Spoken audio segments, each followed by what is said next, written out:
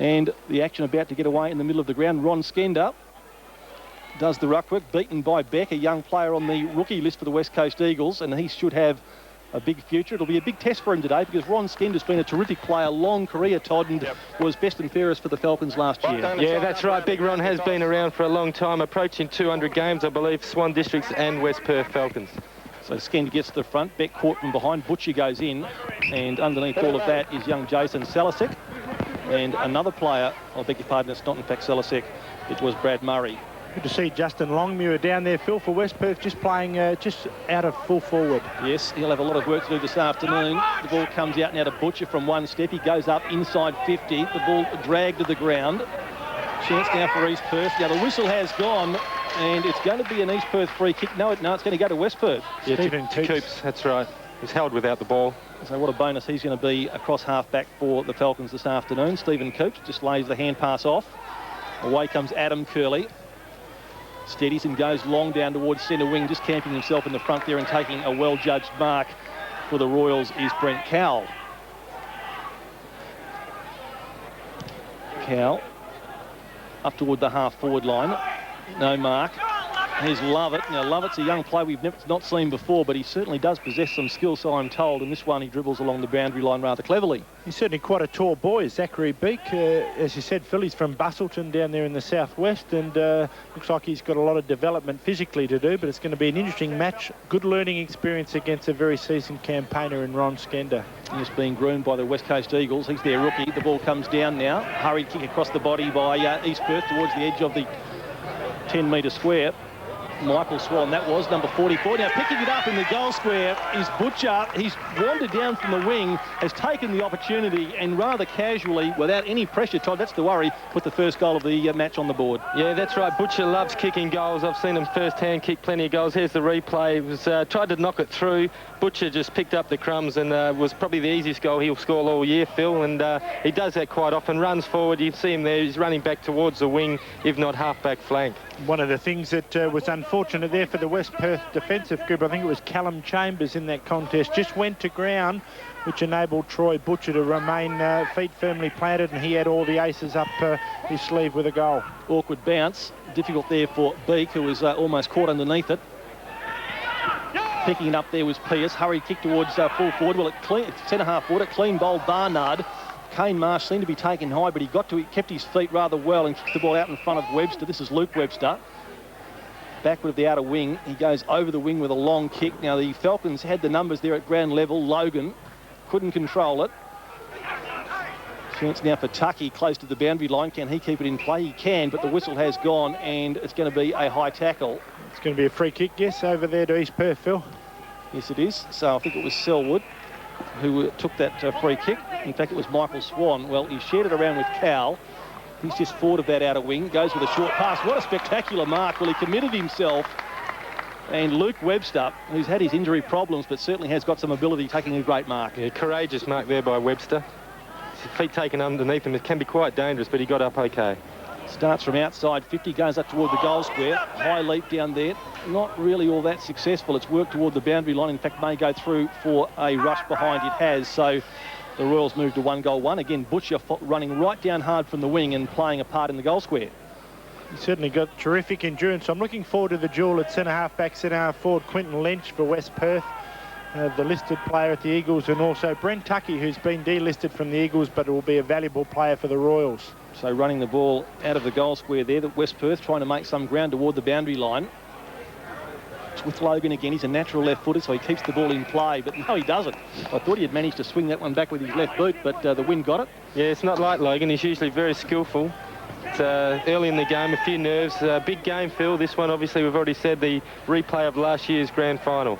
So Luke Webster again, this time with a free kick, casually picked up off the ground by Beck. Back to Webster. So a couple of rookies, one with the Dockers and one with the Eagles combining there. Long kick from Webster. Now here's a chance for, was it Swan to run onto it? Kicks the ball after running into an open goal square, and David Swan, usually seen floating across half back, has kicked the Royal second. And both of them have come from about a metre out, Todd. Yeah, that's right. David Swan, another hard-running Royal defender more so. He sneaks up and plays in the centre line sometimes, John, but he'll probably end up back at half-back where he does. Here's the replay. You see him hitting the pack hard. He got a good shepherd there from Paul Ridley, who always does the hard work, and second one, and they've got a great start, East Perth. Just the one they would be looking for. And he certainly does cover the ground. Like East Perth, at the moment, Jeremy Barnard's he's on his own in the defensive half for East Perth. So West Perth, I think it's Adam Curley is the one that may be, or Simon Duckworth is the spare one for the Royals. They're just got to be mindful of that spare one running through the corridor. Again, Swat in the action, receiving that hand pass. Goes with a hand pass of his own. So Barnard from a step sends the ball out wide towards centre wing. Kelly was there but couldn't take the mark. Didn't really commit himself as he should have. Now Cow with the run of the ball. Played it cleverly in front of himself with a toe poke. Now runs into a tackle, dragged down and holding it. Well, West Perth did well. The advantage, well, it's applied. There wasn't a lot of advantage to Kelly there. He was under pressure as he kicked, looking there for Pearce. Barnard did well. Butcher on his knees. Now Adam Curley wrapped up in a tackle. And after a ferocious passage of play, we'll see the ball bounce between left centre wing and left half forward for East Perth. That's right. West Perth look like they're going to make an early change with Adam Curley coming off. He may be injured, taking him off. Or maybe it's just a size thing as number 2, Jason Salisic, runs on for his first run today. Yes, a speedy youngster. And the ball comes down to Devon Perry. Butcher again, once more from one step. This one slews off the side of his boot. Went very, very high, but Cowell, of course, is a very courageous player. Stood his ground and took the chest mark. Goes into the pocket. The lead came out there from Ridley. With him was Cousins. Ridley did beautifully. Kept his feet. Now goes with a hand pass. Swan was the target. Ridley still in there providing some support. And he goes by left boot. He was never on balance. And the result always seemed to be on doubt that it would go over the line on the full. Phil, Jason Salisic went straight on to Taylor, so I wonder whether he's will play a role on him today. Yes, perhaps just to try and curtail Taylor's ability to run the ball out of defence. So West Perth deep in defence have the ball. Quinton Lynch goes for distance down toward the half-back line. Again, it comes off hands. West Perth players seem to be retarded without possession. The whistle has gone, although I didn't hear it. Corey Johnson with a free kick, directs it up further afield, and Chris Pearce has taken a good diving mark. So West Perth driving forward. This is really their first time inside 50. Lalich destroys the ball from behind. Kane Marsh, the crummer. Now Barnard getting a few possessions, running through the half-back line, goes out wide. Falcons had the numbers there, and they should get back first. Logan runs into trouble. He was taking the tackle there. The umpire said it was held to him, and probably that was the fair result. Looks like Justin Longmuir behind the play. Phil, just inside 50 for West Perth, has damaged his finger or something. He may have dislocated it in one of those contests just a bit earlier. Yeah, when you're in the wars, it's hard to stay out of them. The ball flicked out, but only as far as Salisic, who was taken without it, then put to ground. Still the umpire allows it to go on. The ball hurriedly kicked out of the pack by Michael Swan. It's at half forward now. Here's a chance for Lovett. The speedy Lovett snaps on goals. He brought up their third. He has. Well done, the youngster, Andrew Lovett from North Heidelberg, just playing his second match. And he certainly is a player aged 20 with a lot of ability, John. He certainly is, and you can't compensate or buy leg speed, and that's something I've never seen this young man.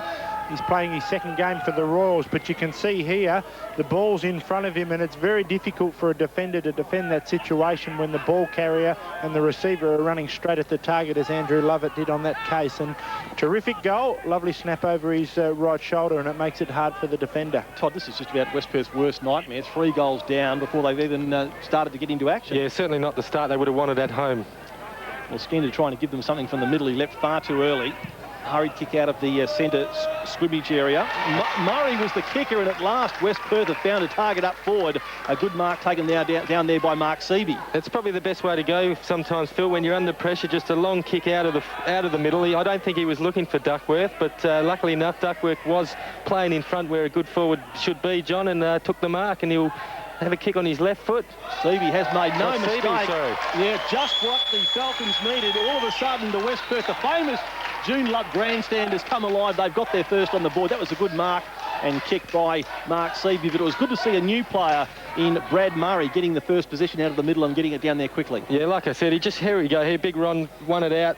Murray puts it on his boot. Wasn't looking for Seavey, but he found him. He was in front where a good forward should be, John, and finished off. I actually thought it was Duckworth, but when he kicked on his left foot, I obviously got that wrong. No, that's all right, because you do have the 2 big tall fellas down there, Longmuir and Seavey. The best thing, they're tall. Giving them an opportunity to get the ball in there quick one-on-one against their opponent is always advantage forward. Skender won the knock, but again, it's going to be East Perth to take it away. Cowell has made a very bright start. Throws it up high. Love it. Gee, the look-away hand pass didn't quite come off.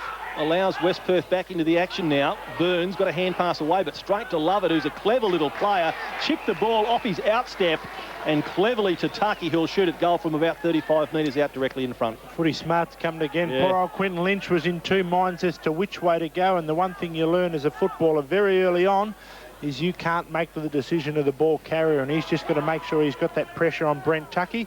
Beautiful kick just off the right side of his boot. Tucky just pushed himself away from Lynch. Love it, put it right in the hole. Chance for a quick reply by East Perth. Tucky should really kick this one. Beautiful conditions here this afternoon. They're very, very warm, but Tucky's brought that back beautifully. A lovely draw off the boot, and East Perth have got their fourth. Their 4 goals won, and West Perth, well, they need a few more, Todd. They're one solitary goal. Certainly do, Phil. It's just getting worse from the... East Perth are kicking with a 2 or 3 goal breeze by looking at the windsock over there. Here's a replay. Funny little handball over his shoulder by Lovett, but he followed it up well. And no need to have a left foot, John, when you're that clever on your right foot. He is certainly very good, and you can see, and it is a worry for the Falcons, although there is that breeze. I'm just a bit concerned about how much of the football the East Perth midfield troop are getting. Christian Kelly has come off the ground now for West Perth. His leg speed, I'm sure, is going to be a worry as the game rolls on. So Skender getting into the contest first, using his considerable bulk. He actually got the kick away. This is David Swan, playing with his brother this afternoon, Michael, but that wayward kick has found Logan on the outer side of the ground. Didn't give his brother much of a chance with that one. He did not. Obviously heard the call, but Logan was well positioned. There he goes to the half-forward line. The ball hits the deck. So too hitting the deck and running is Butcher there, who hurriedly kicks the ball along the boundary line and it breaks over. A sparsely populated outer, but quite a few people packed in here at the arena this afternoon to see this grand final replay. Most of them on the members' side of the ground. So just forward of centre wing proper outer side of the ground, this boundary throw in. A lot of players around it. Beck, I think it was, that got a hand to it. Again, the ball hurriedly kicked away out of that scrimmage, close to the boundary line. Barnard was the diving player and made sure that the ball went over. West Perth supporters here in numbers now. Probably last year's grand final, but only be a vague memory for that young lad. I'm sure he's wanting a better result today, Phil. First game for West Perth for the Falcons for the season. They're looking for a win at home. Beck showing his ability to leap. Got it down to Michael Swan. Now Butcher. Hasn't he made a promising start? Butcher goes low to centre half forward. Tucky again did well. Well, he thought about a hand pass as he was falling. That may not have been wise. So Tucky again playing on Quinton Lynch this afternoon. It's going to be a pivotal duel. The ball socked away. Simon Duckworth did that part of it, then couldn't follow up. Now East Perth, Selwood had the ball smothered off his boot. Michael Swan diving and knocking it clear. Here's a chance for Luke Webster. Gets a spiral torpedo punt, or a semblance of a spiral torpedo punt to work, but it drifted over the line and Brett Cousins will kick the ball back into play. Yes, Brendan Fuster was a late last-minute withdrawal from this Falcons lineup this afternoon, and he's an onlooker. Travis McLean bursts away from fullback. He needs to find a target here. He does. This is Callum Chambers. I think maybe Chambers' first possession for the match. Yeah, he's had a quiet start, but he'll get into it. He's a quality player. They certainly need him. Seavey, that was a great kick and a great lead. Seavey's kicked West Perth's only goal. Well, he's about 120 metres from goal at the moment, well down the ground. Goes up towards Justin Longmuir, just couldn't take it. So the big job this afternoon, Lalich. And that Lalich-Longmuir, like the Tucky's Lynch duel, are going to be pivotal, Doré. It certainly will. I was just admiring Kane Hayes, number 25 for the Royals, his mohawk haircut. He's opposed to Mark Seaby, so if we get a chance to have a look at it during the course of the day, it's worth a look. Longmuir cleverly palmed it down to the front of the pack. McLean with a high kick. Going back, no mark taken down there, but plenty of courage shown. Here's a chance now for Callum Chambers, snaps on goal and has really bent that one right across the face. And West Perth will contest a throw in at left full forward. Yeah, they get another chance here, throw in. That's the next best result for them. Hopefully they can muster something from here, Phil, and put another major on the scoreboard to make it a real good game.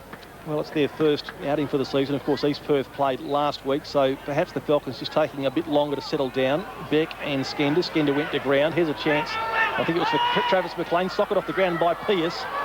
And they all overran it down there except that man who cleared the ball. That was Taylor. Clever kick out wide towards centre wing. Lalich is going to get there first. 3 Falcons in pursuit, but Lalich did well. Kicks it up towards Lovett. Ball knocked away from him. And the ball almost scooped up toward Travis McLean, but McLean ahead of a very heavy bump from Devon Perry. Great pressure. Has gone over the line and out of bounds on the floor, but Perry enjoying that contest. Yeah, nothing wrong with that. That was in the action of kicking. The fans in front of us aren't happy, Doro, but they never are. No, that's right. But it was great work, good pressure defensively by Devon Perry, who Phil said just loves that type of contest, and it gives East Perth access to the footy. And Swan... He let Travis McLean know that he actually kicked it out in the full too, Phil. Oh, yep. He's like that. David Swan goes into the middle of the ground. Good destroying tactics from the back of the pack. Taken now by Butcher. Got the hand pass only as far as Seavey. Juggled it. Then got a hand pass away. Burns was dispossessed. Good commitment on the football there by Michael Swan. I like the look of him, especially when he directs the ball like that, as he did to Selwood. Another young player with some ability. He drops this just a bit too short of Tucky on that occasion. Cowell doing the backing up. He's running very hard from the middle of the ground. Flicks it up in the air. Ridley taps it back to Selwood. Shares it with Tucky. They can get another goal here, the Royals. Although the ball swatted out of his hands, and now Lynch relieves with an awkward-looking kick toward the half-back line. Oh, Seavey did extremely well to get his hand into that one. A West Perth player taken high, and then ripped into the ground. That is not going to go down too well with the avid West Perth supporters in front of us. No, they're up again, but certainly a couple of free kicks there. He earned that, that's for sure. He's a young rookie from the West Coast Eagles list, Aaron Edwards there. So David Swan give him a little bit on the way down, and he fired back straight at him, which is terrific. Yeah, nicely built. Young Aaron Edwards goes into centre-half forward. Longmuir again the target. Not finding him, though. The ball comes out via Swan to Barnard, and now Taylor. And this is what Richard Taylor loves to do, and that's why they've got him deep in defence. He loves to run the ball hard. Great kick. Couple of bounces, and then a beautiful kick to Cowell. Now Cowell is really running them ragged from the middle of the ground. He steadies, shoots at goal, and he's got their fifth. Well done, East Perth. Well, it started deep in defence, but Cowell, I think he's opposed to the new player Burns at the moment. Brad Burns in the middle of the ground, but Cowell, whilst Burns has done pretty well in the clinches, Cowell is just running too hard. Cowell is running awesome. You can see him there. He's sucking it in. He's probably had 5 or 6 possessions already, kicked a goal, but terrific play. There's Richard Taylor. He had a bounce before that, 55-metre pass. Cowell all by himself inside the 50, John. That shouldn't be happening, especially when you're already 4 goals down, and he strolled in and put it straight through the middle. He looks pretty tired already. Yeah, he'll get his win back, and Richard Taylor, as you say, he's in the middle at the moment, and Brad Murray appears to be the one that's picking him up temporarily, but good use of the footy. So line ball there as Seavey went at the ruck work for West Perth. Chris Pearce got it forward. Seavey swats it forward. Now, he was taken rather crudely right in the act of fisting that. Is going to be okay. He's a tough boy. That's, I think, comes from Luck and Budden. Russell Thompson, he's going into the book there too. It's charging, is it? That's not Russell Thompson. No, it's Kane Marsh. That's right. It looked like a pretty good bump, John. I think he may have just caught Seavey's chin on his shoulder because he's a bit shorter than him. Yes, Kane Marsh, like Devon Perry, comes from St Mary's Club in Darwin, so they're pretty tough. They breed them tough up that part of town. They have to, I suppose, don't they? But Seavey, as I say, from Muck and Budden, and his number's just being taken for the record. What would that be for, John, you think? Would that be just a charging? Well, I actually not missed striking. Yeah, I actually temporarily missed it. I was just glanced away from the actual contest, so I don't know whether we have a replay of that. We may do in the near future, but... look, he got up, sorry. It was probably a couple of seconds too late, guys. He'd actually kicked the footy away and then he just sort of come through, but I think it was late from here anyway. There's a blood rule too that now's been placed upon Seabu, who's going to come off the ground, and Christian Kelly gets an opportunity, Big Ronnie Skendi. Kelly's coming on to replace Chris Kershavel. So, John, do you think West Perth are playing to their tools the wrong way? They're sort of not kicking the ball up. They think that if they just bomb it down there, they're going to mark it, and they need to run the ball instead of just throwing it up forward. No, well, I think, look, when you've got 2 tall blokes, Seaby's caught a couple, Justin Longmuir not yet, Rod, but they have to use the ball and give them a chance to actually catch it.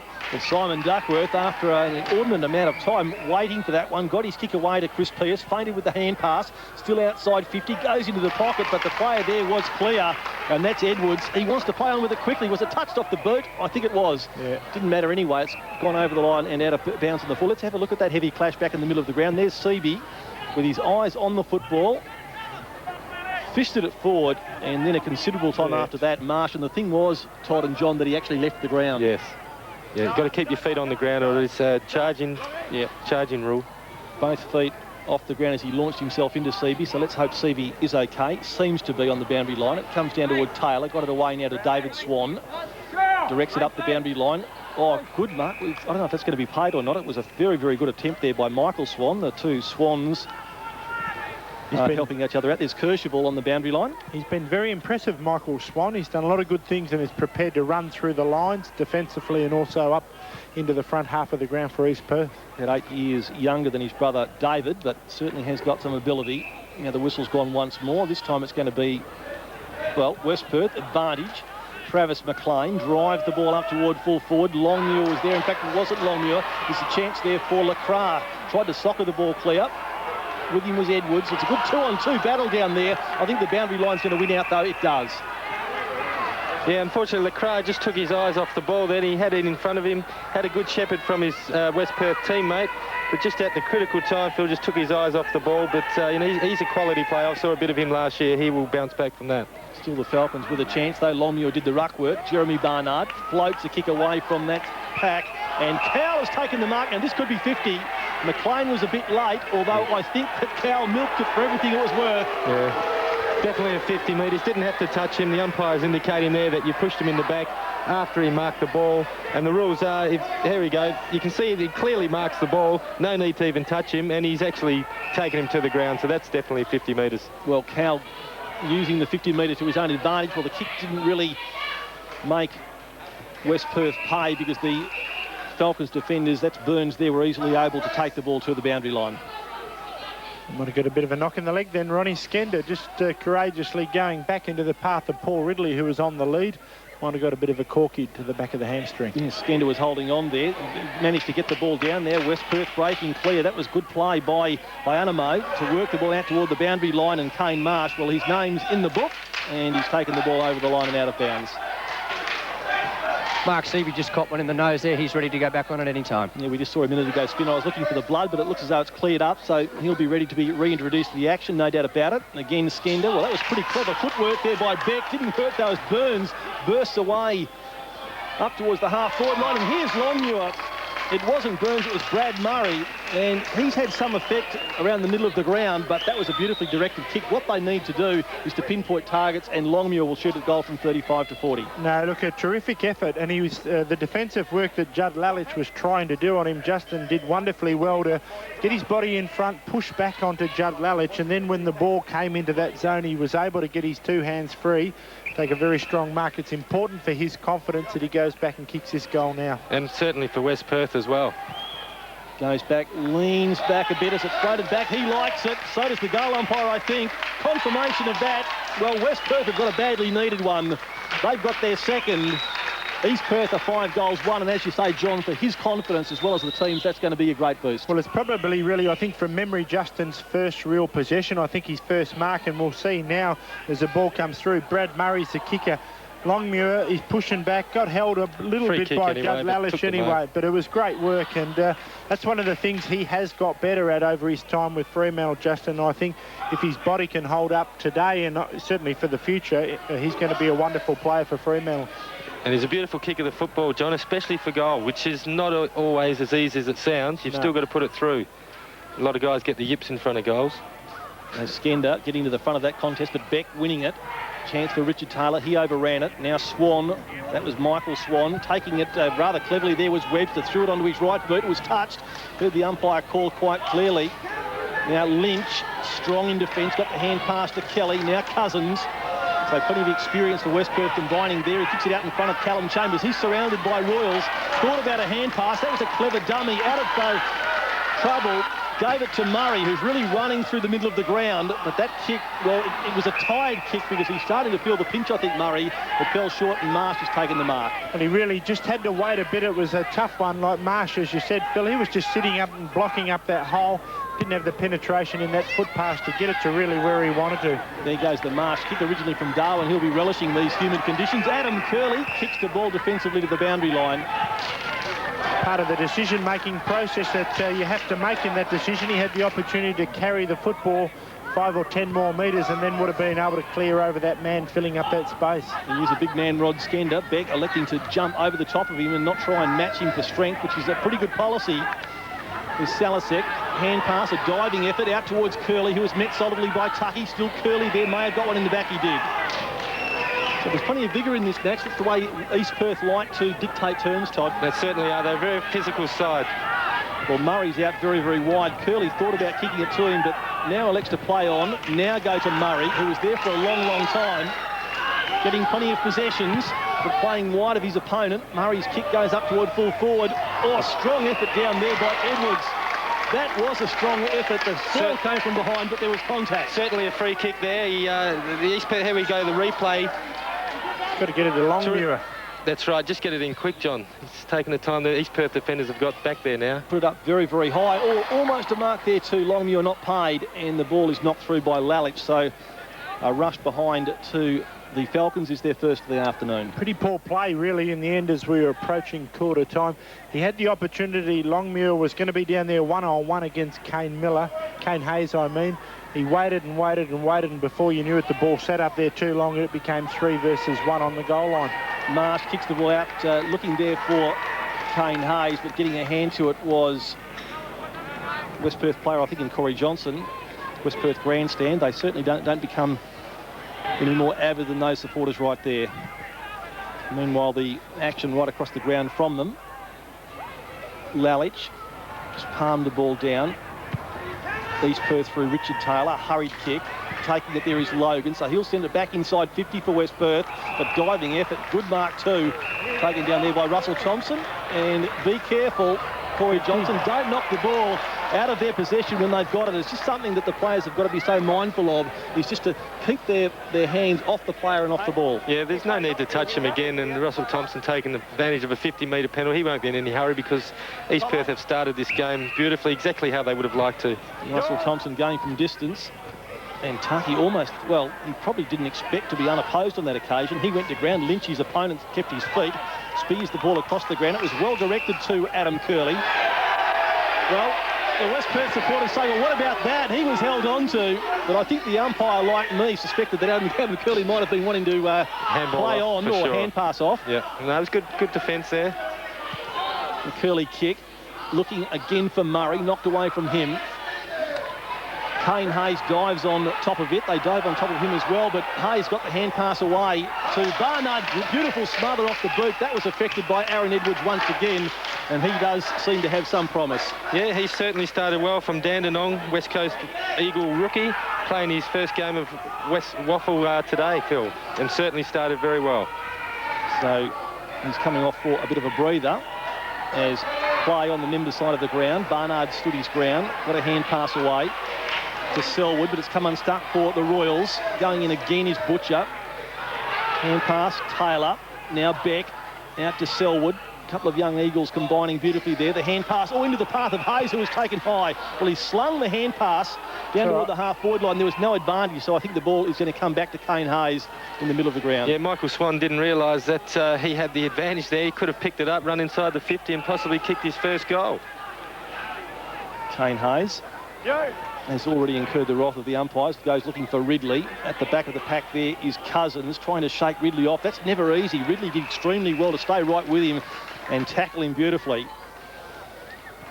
Summery conditions here this afternoon. Summer fashion still in vogue. And Paul Ridley feeling the heat. Hands on hips. He was the East Perth's best and fairest last year in a premiership year. That's always a great feather in one's cap. Leading goal kicker as well, John. Phil. With 52. Lynch took the ball and gave it straight off to Cousins. Hand passes into a bit of trouble there. Pearce was already being taken, almost in the throes of being taken by Tucky. He got it out to Lovett, and Lovett throws it onto his boot. He's got his second, and he certainly is a player who can generate some excitement. Andrew Lovett and East Perth have had a very good first quarter, Doro. He reminds me of that great Subiaco forward, Rod Willett, who used to make something out of nothing. I wonder if they've given him a nickname yet of Lyle Lovett, that old crooner of the country and western singer. But you've got all his tapes. Oh, I tell you what, but this Banana kid, from have a look at that there. check side. You know, I only looked up what it meant in a dictionary not long ago. I've never tried one of them. I reckon I'd kick him out of bounds every time, but he is a concern down there back for the West Perth defensive group because he doesn't fall over and he's got very, very good reflexes. Yep, some silky skills as well. Beck won the knock. Can East Perth get another clearance? Well, Murray's in there. Did pretty well. Got the hand pass away, but it was a blind one. And Agostino goes very, very high, wide, and he had Webster out there. That was clever. He practices that every night at training. Now hand passes off to Agostino. He ran into trouble. May have got one high. Did. No, he flicked it up to the umpire. Well, Agostino's in a lot of pain. Let's hope that's not as serious as it looks. He's clutching his right knee. It's always a concern when you see players clutching their knees these days. You straight away think of reconstructions. Yeah, unfortunately we saw Jackson Crabb go down last week and they've called for the stretcher.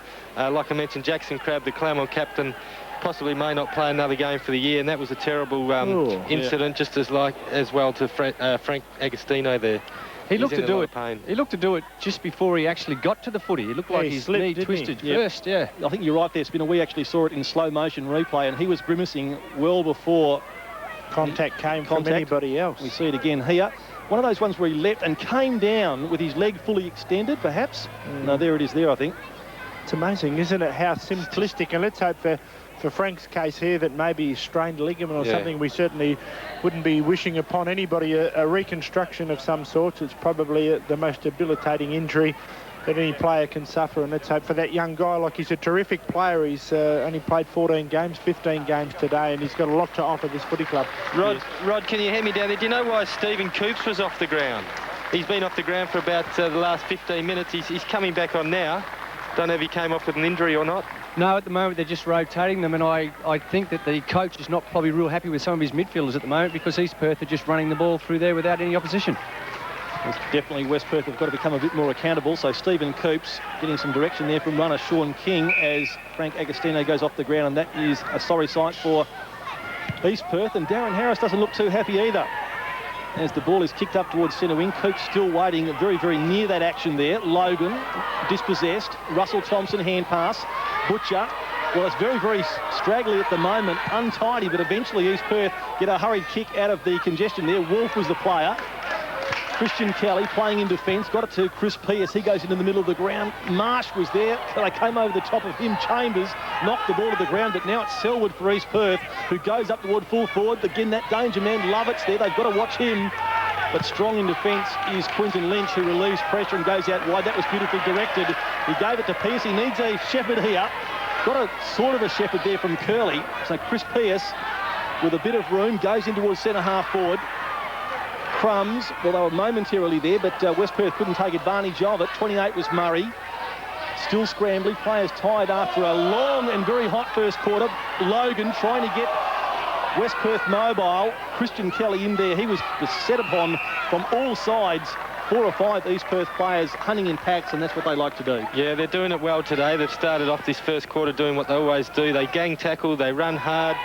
They count on their teammate winning the ball at contest and sneak out the back. Devon Perry's brilliant at that, and it's coming off. Ron Skender did everything right, but couldn't get it to his boot. Thompson got it out to Butcher. He was taken high. Well, it was Adam Curley, who is not enjoying this first quarter, showing some frustration. Play goes on as the umpire talks to Butcher, who says, what about a report? The Falcons going forward again. This is well directed. Justin Longmuir is on a lead. Now, he's got a player back in the goal square, but I don't think he's going to have time to turn around and get it to him. Irrespective of that, he's not going to waste any time. Goes on goal. It's drifted right. Has he got it through? I think he might have. He has. So right when West Perth needed one, their supporters get a bit of a shot in the arm. Justin Longmuir has done it on a couple of occasions, and the good signs are, Todd, that he's done it from a long way out, so it's showing some that the confidence in his kicking is returning. Yeah, definitely great for Justin's confidence. You can see him there, his head down, but he'd be quite happy with his first quarter, kicking the last couple of goals for the Falcons. He did have an option there, but he believes in his own strength, his goal kicking. There's Andy Lovell. He's looks like he's on the edge of his seat there, but I don't think he's got too many dramas at this stage of the game, Phil. They've certainly taken the points in this first quarter. As Beck goes up very high, palmed it, but beautifully read by Christian Kelly. He does that well. Punts the ball up forward, not taken there by Ryan Webster. Chance now for West Perth, if they can get the ball forward. Here's Coops. Now, can he do something electrifying? They need Stephen Coops. He goes with a short pass, and he's found his man in Brent Lacroix. He crunched a little bit then. Justin Longmuir just gingerly getting up again. Like, he's only got a little skinny frame. Yeah. But he did get crunch. When he went to ground, they really went hard at him and his body, and he's feeling the effects of it now. So Lacroix, well, this would be a terrific boost for West Perth if they can steer this one through and close the gap. He's done it. Well, this is much better forward play. Their supporters are really showing their appreciation as the siren has gone to end the first quarter. West Perth getting one right on the siren, and they have narrowed what was a considerable margin that blew out to just 2 goals. Quarter about to get underway at Arena Joondalup. East Perth with a 12-point lead. Awkward bounce there. Murray was the West Perth player who got into the contest from his knees. Beck got it out to Perry. Didn't see a lot of Devon Perry in the first quarter. Diving effort there by David Swan. But Corey Johnson, who's also been quiet, tumbles it up towards centre-half forward. Barnard with the punch. Now Beck once again sends the ball out wide. Oh, and surely the holding the man decision there was quite clear against young Adam Selwood, and Brendan Logan with more experience just showed out on that occasion. Logan finds Travis McLean. Travis McLean goes for distance, up high. They've got plenty of height down there, West Perth. Not coming to the fore on this occasion. Justin Longmuir from the ground. Lacroix scoops it up. In fact, there's a boot's gone in there. And kicking in danger against East Perth. So this could be another... Didn't allow advantage to go through, Phil, because the young man, I'm not sure how you... Ihanimo.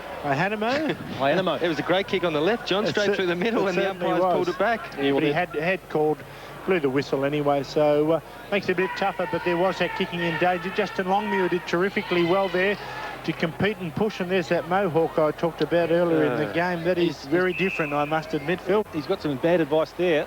Now Lacroix kicked the goal right on the siren at the end of the first quarter, and now at the start of the second quarter he's put another one through. So West Perth have really impinged on this East Perth lead, and now just a goal behind. They are starting to look a lot more balanced and a lot more purposeful. Rod Willett talked about they're taking the ball into the forward line, but they're looking much better now, Todd. Yeah, they certainly have. Darren Harris would have loved that opportunity to have a chat. There we see they're certainly kicking in danger. There we see the young fellow on the left foot. Would have been his first goal in league footy, I would have thought. And well, it's just a practice run, but certainly West Perth, Darren Harris had a chat to him, and they're going to go on with it from here. I thought with Fuster coming out was a big hole to fill, but no, they're looking pretty good now. Just the 6 points the difference. Beck still doing well at centre field, rucking against Ron Skender, one of the most experienced ruckman in the league. Cowell was brilliant in the first quarter, so too Butcher. They combined well on this occasion. Oh, Butcher well out in front of Ridley, who anticipated, ran to the space, and Paul Ridley will shoot at goal from about, well, it'll just about be 50 metres out by the time he strikes the ball. It's probably the first time Paul Ridley's really had an opportunity to run at the ball carrier up the ground. And young Cousins there, who's opposed to him, has done a pretty good job in the first quarter, but there's not a lot a defender can do when the ball comes in as efficiently as that. And Paul Ridley, like Todd Ridley before him, is a beautiful kick. And this one, is it just going to make the distance or just fell short? Palm through on the line by Quinton Lynch. That was good defensive work. But Ridley was kicking, the breeze is coming from the southwest, he was kicking right into it. Yeah, kicking straight into the teeth of it there. It was a pretty good kick. He kicked it from 50, but probably just above his kicking distance all the time. This is Burns tearing away from full back with the ball. A new recruit to West Perth this year. Burns steadies, goes up towards centre wing and then kicks it straight to the opposition, the tallest of them. The young man Beck. He goes out towards half forward, so now the ball's going to go right back from whence it came. This is Webster, Luke Webster, in toward full forward. Taylor should have taken the chest mark. Duckworth is with him. Taylor now snaps from an impossible angle, sets it up very, very high into the goal square, and a good mark taken by Curley. Tucky wants a free kick, but Curley did it cleverly. Now feints with a hand pass, gets around Tucky and goes up towards the half-back line. Well, McLean was the smallest man in the group. He did well. He gets support now from Murray, who's a good player. Here's Ihanimo on the lead.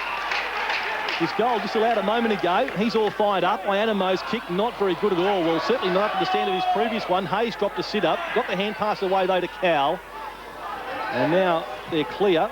East Perth, this is Michael Swan into the middle of the ground. The lead there came from Luke Webster. He was pushed off it. Now Skender. High kick to the outer side of the ground, and Corey Johnson should mark this and does. David Swan to beat. He goes very, very high. Sort of a floater to the half-forward line. Barnard did well from behind to effect a spoil. Duckworth caught with it, couldn't get it away. In fact, it's wrestled off him by Devon Perry, but he relinquishes possession. Knocked out by Barnard. Kane Hayes was taken high. Well, since he's got his name in the book, he's been taken high a couple of times himself, Doro. He certainly has. It's been very interesting, but interesting matchup now. David Swan is directly opposed to Corey Johnson. Swan's playing at half forward for East Perth, Johnson at half back. Barnard, a beautifully weighted kick up to Russell Thompson. Well, he didn't want to go back for his kick, wanted to play on, and the West Perth player there wasn't aware for it. Burns. Punches at the ground. Curley was there. Now Callum Chambers, and I think the Falcons just need a bit more from Callum Chambers. He goes down the grandstand wing. Ryan Webster couldn't take the mark, but Barnard very, very good this afternoon, tidying up across half-back. That wasn't terribly tidy. Wasn't a good kick. Murray was there, pushed off it. Here's McLean once again. He couldn't get it to his boot either. Good tackle down there, but in the back. Well, I thought initially the tackle was good, but then Selwood got into his back. Yeah, certainly initially it was a good tackle. Here's the replay and does fall straight into his back. Bit soft, but it was there. Travis McLean again goes for distance. Down. Oh, Longmuir taking the markers have been paid. No. Quayle's the call. Lacroix's kicked a couple. This time he coughs it up. The whistle's gone. Free kick to East Perth. Might have been, was it a throw? Yeah, it was for a throw, but that looked like a mark to Longmuir from here. I thought he held it. Held it for a while. So the ball went from Michael Swan to this man Selwood, who shows some ability. There's no doubt about that. Toward the wing. Lovett was there. This is Burns again. He's very, very tiger. He's got it to McLean, who's getting a lot of the ball. Now Quentin Lynch. He's a thumping kick. Goes toward the half-forward line. Lacroix was the target, but East Perth have got the numbers. Hey, this is Michael Swan again. Impressed with him. Likewise, Cowell, who's a real workhorse, goes looking for Devon Perry. Knocked away by Murray. And West Perth supporters in the grandstand just applauding that good work. Very impressive, Murray. Sorry, John, go ahead. No, I was just having a look at Quentin Lynch. He's a very, very big, strong man, and I just wonder at his age whether he's too big and too strong and lacking that little bit of mobility. Well, interesting ruck duel there at the boundary throw-in contest. The whistle's gone, and Adam Curley, no, Skender will get the free kick. There's a lot of pushing and shoving going on from both sides. Skender's one of the best at it. Very experienced, goes to centre-half forward, but the kick just misses its mark, and Troy Butcher called to play on, goes sideways. He's got a man running for him. That's Barnard. They really do need to be careful, West Perth, of this East Perth run that starts from the half-back line. Taylor giving them plenty of legs and then conceding about 10 metres and going backwards to Barnard. Short pass again. Thompson's free. Hand pass back to Kane Hayes. Will take about 15. Hayes again too high, and this one might have stopped him completely. Yeah, I don't think the West Perth players were too happy with what Kane Marsh did to Seaby before, but there was no need for that. I think that might have been Coops who put that high tackle on. Certainly just no need for it. He might be half asleep. Just having a look at Kane Marsh there. The trainers are just taking the mouth guard out. He's rolling him on the side. Stretchers again. Yeah, yep. Just opening up his airways. He looks like he's gone. Yeah, well, he got it high, and then he hit his head hard on the way down. So he's got a double whammy there. Look, it was a reckless act by Stephen Coops there on screen, but I think the damage wasn't done with that initial fling of the arm. Like you see that happen many times in football.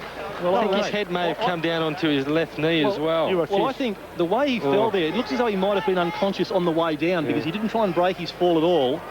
So I think both whacks have contributed to it. So again, we're going to have a delay in play while the stretcher men do their work. Stephen Coops, well, I think he's been spared having his name taken, but it was a bit reckless. I think he might be now. I think one of the umpires is just reaching into his pocket. Phil, the umpire that's standing over, whether he does or he doesn't, he's looking for... I can hear somebody say he's in the book. Yeah. He might be reading him the act. He's got the book in his hand. There he is there. So the umpires have had a busy afternoon in the game, not nearly halfway over yet. Bandy, Brown and Parker, the umpires officiating this afternoon. Well, that's good news. He's awake. He has come to, but I'm sure that he will be taken from the ground. Yeah, on the stretcher. The stretcher is out there, so he will need to leave on the stretcher. Well, we saw a moment ago young Wolf warming up now. They're just explaining to Marsh where he is. Callum Chambers has come off for another rest, and Chris Pearce, I was about to say Josh, but Josh isn't playing today, but Chris Pearce has gone on for another run. We just heard the umpire then to tell the East Perth contingent that he is reporting Stephen Coops for striking Kane Marsh. So I don't know whether he's actually done it at this point of time. Stephen Coops is over there in the middle of that group of West Perth players just inside the centre square. So as to whether the umpire has done that task, we'll soon find out. Well, there's certainly been plenty happening in the footy in the start of the WAFL. We've had the draw last week. then we've had the lights go off at the footy last night, and we've certainly got a tough, hard game with a few reports this week. So it's all in the waffle at the moment. Yeah, the lights went out at Fremantle Oval Spinner just before the start of the Derby, and of course Kane Marsh's lights have gone out here at the arena today. Yeah, it's certainly he put Seaby's lights out for a minute there, and since that incident, he's actually had he's been on the receiving end. He sure has. Yeah, he's looking around to see who's next. He's just been recharged, so you'll be okay. I'll tell you what, Kane, you'll be a lot worse off at about 7 o'clock tonight when those headaches come. He'll come back out of the blue corner shortly, but he has got to leave the ground, and already young Wolf has gone to the ground to replace him. That's Craig Wolf. Travis McLean picking him up. Skender and Beck getting involved with a bit of pushing and shoving in the middle of the ground. And Beck's made a very promising start. That's Cowell with the footy. So he will take the provisional free kick, turns sideways and gets on with it. The run came from behind him. So Wolf right into the action early. Got the kick further afield, and now Lalich. Judd Lalich spent some time with Essendon Football Club, goes to the half-forward line. Curley was in that contest. Bolchin now at the crumbs, tried to kick it away, got it straight into the face of Selwood. Lacroix, hand pass pinched there by Lovett beautifully. He goes into the pocket, too wide for Ridley. Now, I think that went out of bounds on the full. It did look from here like it was out of bounds on the full. Great play again. He hit that pack very hard, Lovett, but just couldn't find Ridley. They're having a bit of a chat here, throwing it in. But it did look from here. We're a long way from it, Phil, but it certainly looked like it was out in the full, and I think the Falcon crowd agree. They saw it right from our vantage point, and of course the boundary umpire well behind play. Up went Beck, got the fist down, taken now by Logan. The fumble there was from Cousins, and that Cousins fumble has been very expensive because Matt Bolchin introduced into the action and socketed it through for a major. Yes, I'd say that would be his first touch for the day. Matty Bolchin, formerly of Subiaco, came in off the bench only a few minutes ago, and he just socketed it through. He took full advantage of a bit of a fumble from Cousins. A bit unlucky there, I guess. Cousins may have been able to get a free kick, but Bolchin just quickly off the ground, John, and sometimes that's the best way to get him. Sure is. Michael Swan just put that pressure on him on the defensive player there for West Perth, and 2 versus 1 if the ball did spill out. Matty Bolchin, as you said, but back to that out of bounds on the full that everybody thought. The goal umpire actually did signal that it was just out of bounds as against on the full. Margin back to 13 points in favour of the Royals. McLean going in there hard, number 6 for the Falcons, but he can't emerge. Free kick been picked out of all of that. Well, it's going East Perth's way. No, it's going to the way of Devon Perry. Well, he was certainly in there amongst it. Hand passes to Wolf. That's the second time he's run from behind to accept a kick or a hand pass. Oh, flying high way too early. There was Logan. David Swan read it so much better. Now Swan into a rather packed East Perth forward line, and flying up there, no mark taken. It was young Selasek who flew. Curley with the crumbs. Now it's Corey Johnson, swings it across his body. Well, Swan nearly collided there with foul. Here's a chance for West Perth, getting some numbers to the ball there. But spinning out of trouble beautifully is Barnard. He's had a great game. Hand passes to Taylor. He was taken high. Well, the West Perth supporters, a bit like me, think that he ducked into it. I'm with you there, Phil. I think he ducked into it as well. Here we see. I don't know about that. You're allowed to retract that, Todd. You can say that. Yeah, you didn't duck into it, John. I'm sorry. It was a shocking tackle. Sorry. I'm in the sorry chair. Richard Taylor, he certainly earned that one. Slow motion's a wonderful thing, isn't it? And as the pass is not a good one, Cousins was in front, not pushed in the back to the umpire. Russell Thompson across his body, but straight down the throat of Adam Curley. Now, he sends East Perth away, gives it to Logan. They need some run here, East Perth, because the Royals will be caught out of position after being so far forward and with so many players up forward. McLean told to get on with it quickly. Goes out wide. Swan's getting back. Seavey, is it there? No, it's not. It was Quinton Lynch who's been moved up forward. But Swan, as he falls, got the hand pass away. Coops cleverly kept the ball the forward side of that pack. Support came there from Murray. His kick half smothered close to the boundary line. Wolf again goes with an untidy and ill-directed kick back towards centre wing, and Salasik's taken the mark. Yeah, this game's just being played between the 50s at the moment. The defences are standing up really well. Salasic with a beautiful pass. The lead came from Corey Johnson. Well, Johnson ran straight into a space surrounded by East Perth players, but Salasic's kick was beautiful. Right onto his chest. Johnson goes forward, looking there for the height of Longmuir. Used his body and got himself out of position. Kane Hayes got the hand pass back to Barnard by left boot. He's gone very, very wide, deep into the left full back pocket. And the ball will be thrown back into play. Phil, we've got Frank Agostino down here on the bench. He's had a shower. He's got the ice on his knee at the moment. They can't give a diagnosis. He's a bit swollen at the moment. We'll try and keep you up to date with it. OK, thanks, Spinner. Meanwhile, West Perth with an opportunity to score if they can get their hands on the footy. They can't. Just on this occasion, the ball is kicked by Cowell, I think, out of that pack. Very, very wide, though. He was under pressure. Very crowded in there at the moment. East Perth are getting numbers back. They've got 2 or 3 loose players back there at the moment. That's just not giving the West Perth forwards any room to move. There is Frank Agostino, as we said, or as Rod Willett just said, with ice on his knee, but it looks as though, and certainly common sense would say that he is out of the game for the rest of the day. Pearce kicking into the pocket there. Seavey couldn't control the mark inside the field of play. It'll be thrown once more back in by the boundary umpire. There's Mark Seavey. Kicked 1 goal. And just running back to take up the position. A kick behind the play there and try and lock the ball in for the Falcons. Lynch was doing some ruck work. They came over the top of him. And we'll see a repeat of that throw-in. It's been a bit of a nothing quarter, really. We're halfway through the second quarter and there's only been a couple of goals kicked, 1 to each of the sides. So pretty ordinary second quarter to date. Well, what can West Perth manufacture here? As Todd Ridley said, it is very, very crowded. Todd, I noticed at the other end of the ground when East Perth were forward, West Perth dropped back in numbers as well. So yeah, that's obviously a tactic both coaches employ, and it is working so far. East Perth are doing it well at the moment. Andy Lovell we saw trying to work it out. This is Justin Longmuir. Kicks it up very, very high, but getting back there is Barnard. Had umpteen possessions. He just knows how to read the play, Jeremy Barnard. That kick very wide, flirted with the boundary line, but landed just a metre inside. Yeah, there he is, Jeremy Barnard, for 2-time or 3-time premiership captain. 2-time, I think, possibly 3, but very experienced and knows how to get a kick down there. Yeah, still directing traffic. Sorry, Phil. There's a couple of changes happening. Tucky and Butcher are coming on for the Royals. Meanwhile, Salasek with a centering kick. Can West Perth run onto this one? Chris Pearce is there. Close to the boundary line, Travis Knights, who we haven't seen much of, and Ryan Webster. There's a push in the back. It's going to go to West Perth. Well, the umpires, they are consistent. They're paying the man in front. And again, West Perth through Chris Pearce getting the benefit of it. Yep, certainly the umpire always pays the man in front, and a bit of a push in the back there. Chris Pearce right on the boundary line. So this is a difficult one. I wonder if he's going to try the check side. Let's see what he does. Just the drop punt, hoping that the breeze might bend it back for him. That is a great effort by Chris Pearce. Just the minor score, though. Wrong side of the post. Interesting note, the free kicks to the 18 to the Falcons, 9 to the Royals, and there was certainly a big difference at quarter time, and it looks like it's continuing, John. It certainly was. I think it was 12-2, somewhere in that vicinity. In that vicinity at quarter time. West Perth certainly were in front getting the footy. Former Hawthorn and West Coast Eagle player Richard Taylor burst from the goal square, goes long. Longmuir with the punch. Cowell reading the crumbs nicely. He's on the burst.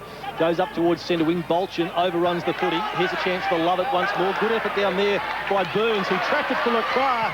And Lacroix goes very, very high. Justin Longmuir's out there. Almost beaten to it by Lalich, who brought the ball to the ground. Logan. Christian Kelly. Ianamo. Gives it out to Seavey. They're going the wrong way, but at least they've still got possession. They can keep going across the ground. That's good football by West Perth to retain possession. Now can they score? Shocking. Well, the Duckworth kick was really ill-directed. You heard, I think it was Doro or Todd Ridley. Shocking.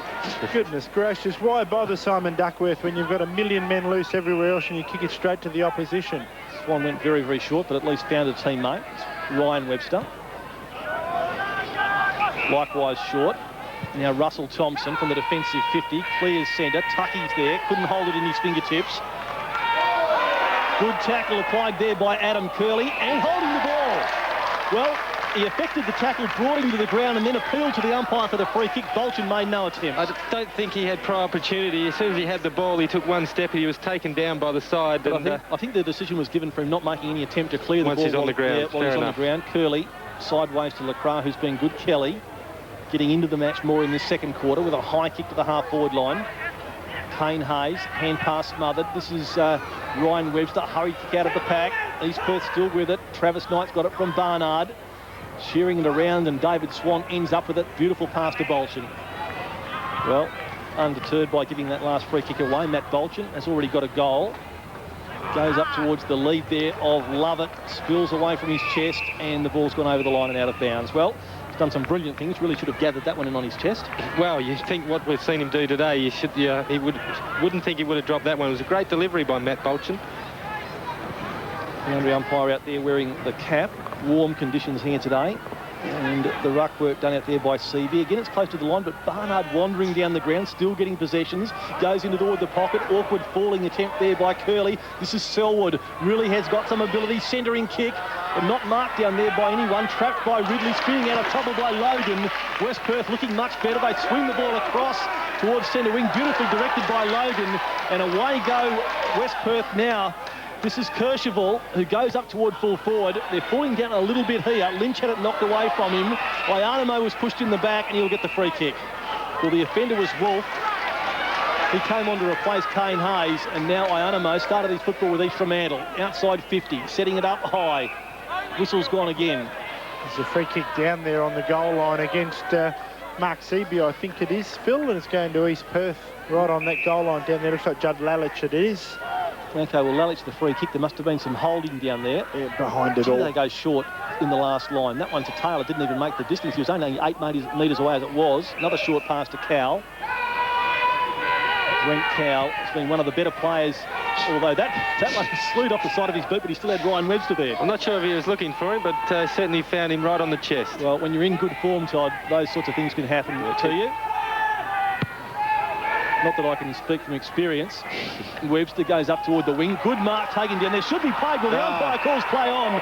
I think in the umpire's defence he was unsighted. Yeah, certainly had a number of players in between him and Tucky who took a 2-grab, maybe 3-grab mark. He was the only one that really ever had any control. The first one here, and he had it again a couple of times. Mark there. Terrific mark by Brent Tucky. A bit unlucky. Cowell with another possession. No, he doesn't want this one. Quite happy to see the ball just... Phil, Kane Marsh back on the ground and walking around the boundary. Just had a bit of ice on his chin. He's going to be okay. Well, good to see Kane Marsh. There he is in the lower left-hand corner, talking to Lovett, to young Lovett, sharing some experiences. There's Richard Taylor, hand passes rather nondescriptly. Once more Cowell. Butcher whips a hand pass out wide. This is Michael Swan. Clever kick. Kept it low. Had to keep it low and did. Bounced off the hands there of Curley. They do it really well, these Perth. Quick, 2 or 3 quick little handballs. Quick kick on the boot. Get it out of the dangerous area. Well, West Perth still sticking with them though, Todd, aren't they?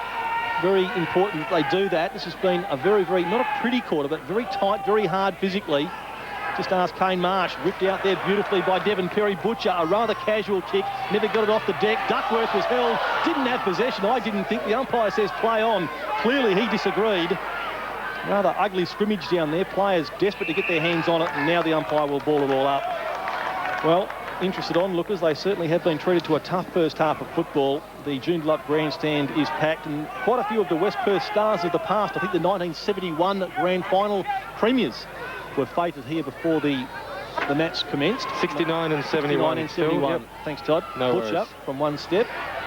Very high, no mark taken there by Bolchin. He probably left a little bit too early. The crumbs there for Corey Johnson. Goes from the back pocket down to the back flank. It was a beautifully directed kick, and it's been marked out there by Callum Chambers. I've said it before, I think they still need to get a bit more from Chambers. He's a great player, a damaging player, as we can see in this passage of play. Long striding, 3 bounces, now he loses control of it.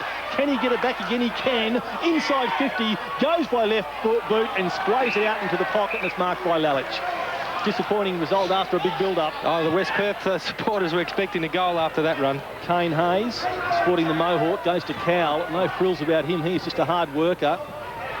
Looking for David Swan. Right with him is Burns. Well, Burns had his problems with Lovett in the first quarter. Number 31 for West Perth. That player on your screen, but he certainly has recovered and is playing a very solid game. Yeah, he's doing well on David Swan. Very damaging player, and he's certainly taken him out of the game. That's Seavey and Beat, 2 young Eagles contesting that ruck work. Logan couldn't control it. Unconventional way to try. Taylor to Butcher. High kick from him, and Cousins does well overhead, knocking it away from Luke Webster. They're just starting to grow in confidence and stature. This is their first game of the season, West Perth. They drew in their last practice match with Subiaco, who had a really big victory over Clement last night. 10 goals. Good form line.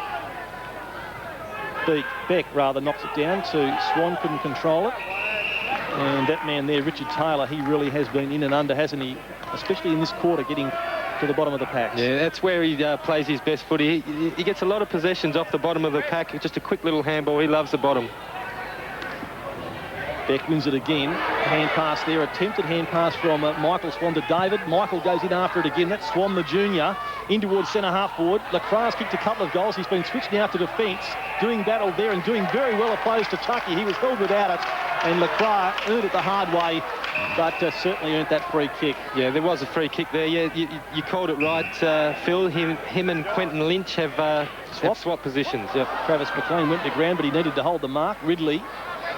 Now Luke Webster. Didn't get much boot on that at all. Cowell didn't get much handball on it. Now Duckworth with a chance to send West Perth away. Travis McLean has been busy.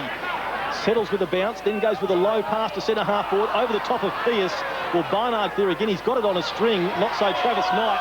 He's suffering for a bit of a lack of confidence, I think. Knights hasn't been in the game much. Fumbled on that occasion, and West Perth have done well enough to force a ball up on their offensive 50. They made it hard for him, didn't they, down there, by putting the ball at his feet instead of clearing the defensive area quite comprehensively. They then, West Perth did wonderfully well to force the ball up. Well, Justin Longmuir got us down to Logan. Well, it may have been a bit soft, but the umpires have been very consistent. Logan was taken high. Yeah, it certainly was taken high. Phil, I'd really like to see, some of the West Perth forwards, one out with their opposition, like Longmuir, and that'd be pretty good. Yeah, I think that'd be the idea, Spinner. No doubt about that. Well, an opportunity gone begging there. The ball knocked away by Kane Hayes. That was pretty deliberate, but he disguised it well enough. The man on the lead there was Quentin Lynch. I think, Spinner, there's no doubt that Darren Harris is trying to get that happening, get the big men down there and try and get them one out, but the Royals playing it pretty cleverly at the moment. At the back of the pack, Lynch was there, looking for a free kick. Ianamo. Hand pass away to Callum Chambers. Shrugged one tackle, went very, very low with the pass. Pierce has been busy. Seavey now to Chambers coming into it, but his kick smothered beautifully by Michael Swan. Butcher's been brilliant. He gets the hand pass away from Michael Swan. There's a lot to like about this young player. David Swan's brother, Drew, and hand pass to Beck. A lot to like about him as well. Beck's kick to Bolchin. Good body work affected down there by Curley, but picking it up is Lovett. Well, he's a class above. Lovett, a brilliant goal, his third. They've all been brilliant in their own way, but he has added another dimension, not only to East Perth's game, but to this match here at Arena Joondalup. He certainly has, and you did say it, Michael Swan's work was terrific. Been impressed by him and the big ruckman. The big ruckman's ability to run and then pinpoint the ball. Even though the ball wasn't exactly there, the East Perth guy had to stop in it, but this guy's pickup is clean as silk there off the ground, and just to have presence of mind, didn't need a lot of time to balance himself up. That skill that you saw there on the television is something that, is pretty rare. The normal person can't necessarily do that, and he did it with ease. Comes from North Heidelberg. Yeah, that would be the Heidelberg in Victoria, not Germany. Yep. Well, you'd think so. I'm guessing. Yeah, I think you might be right there, Phil. Very Lovett was on the phone there. Would be quite... I actually thought he was still on the bench. Just about kicked that from the crowd.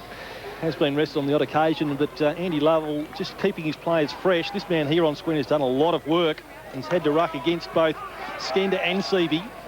Does it well on this occasion, bringing it down to Perry, but Perry just couldn't take clean possession.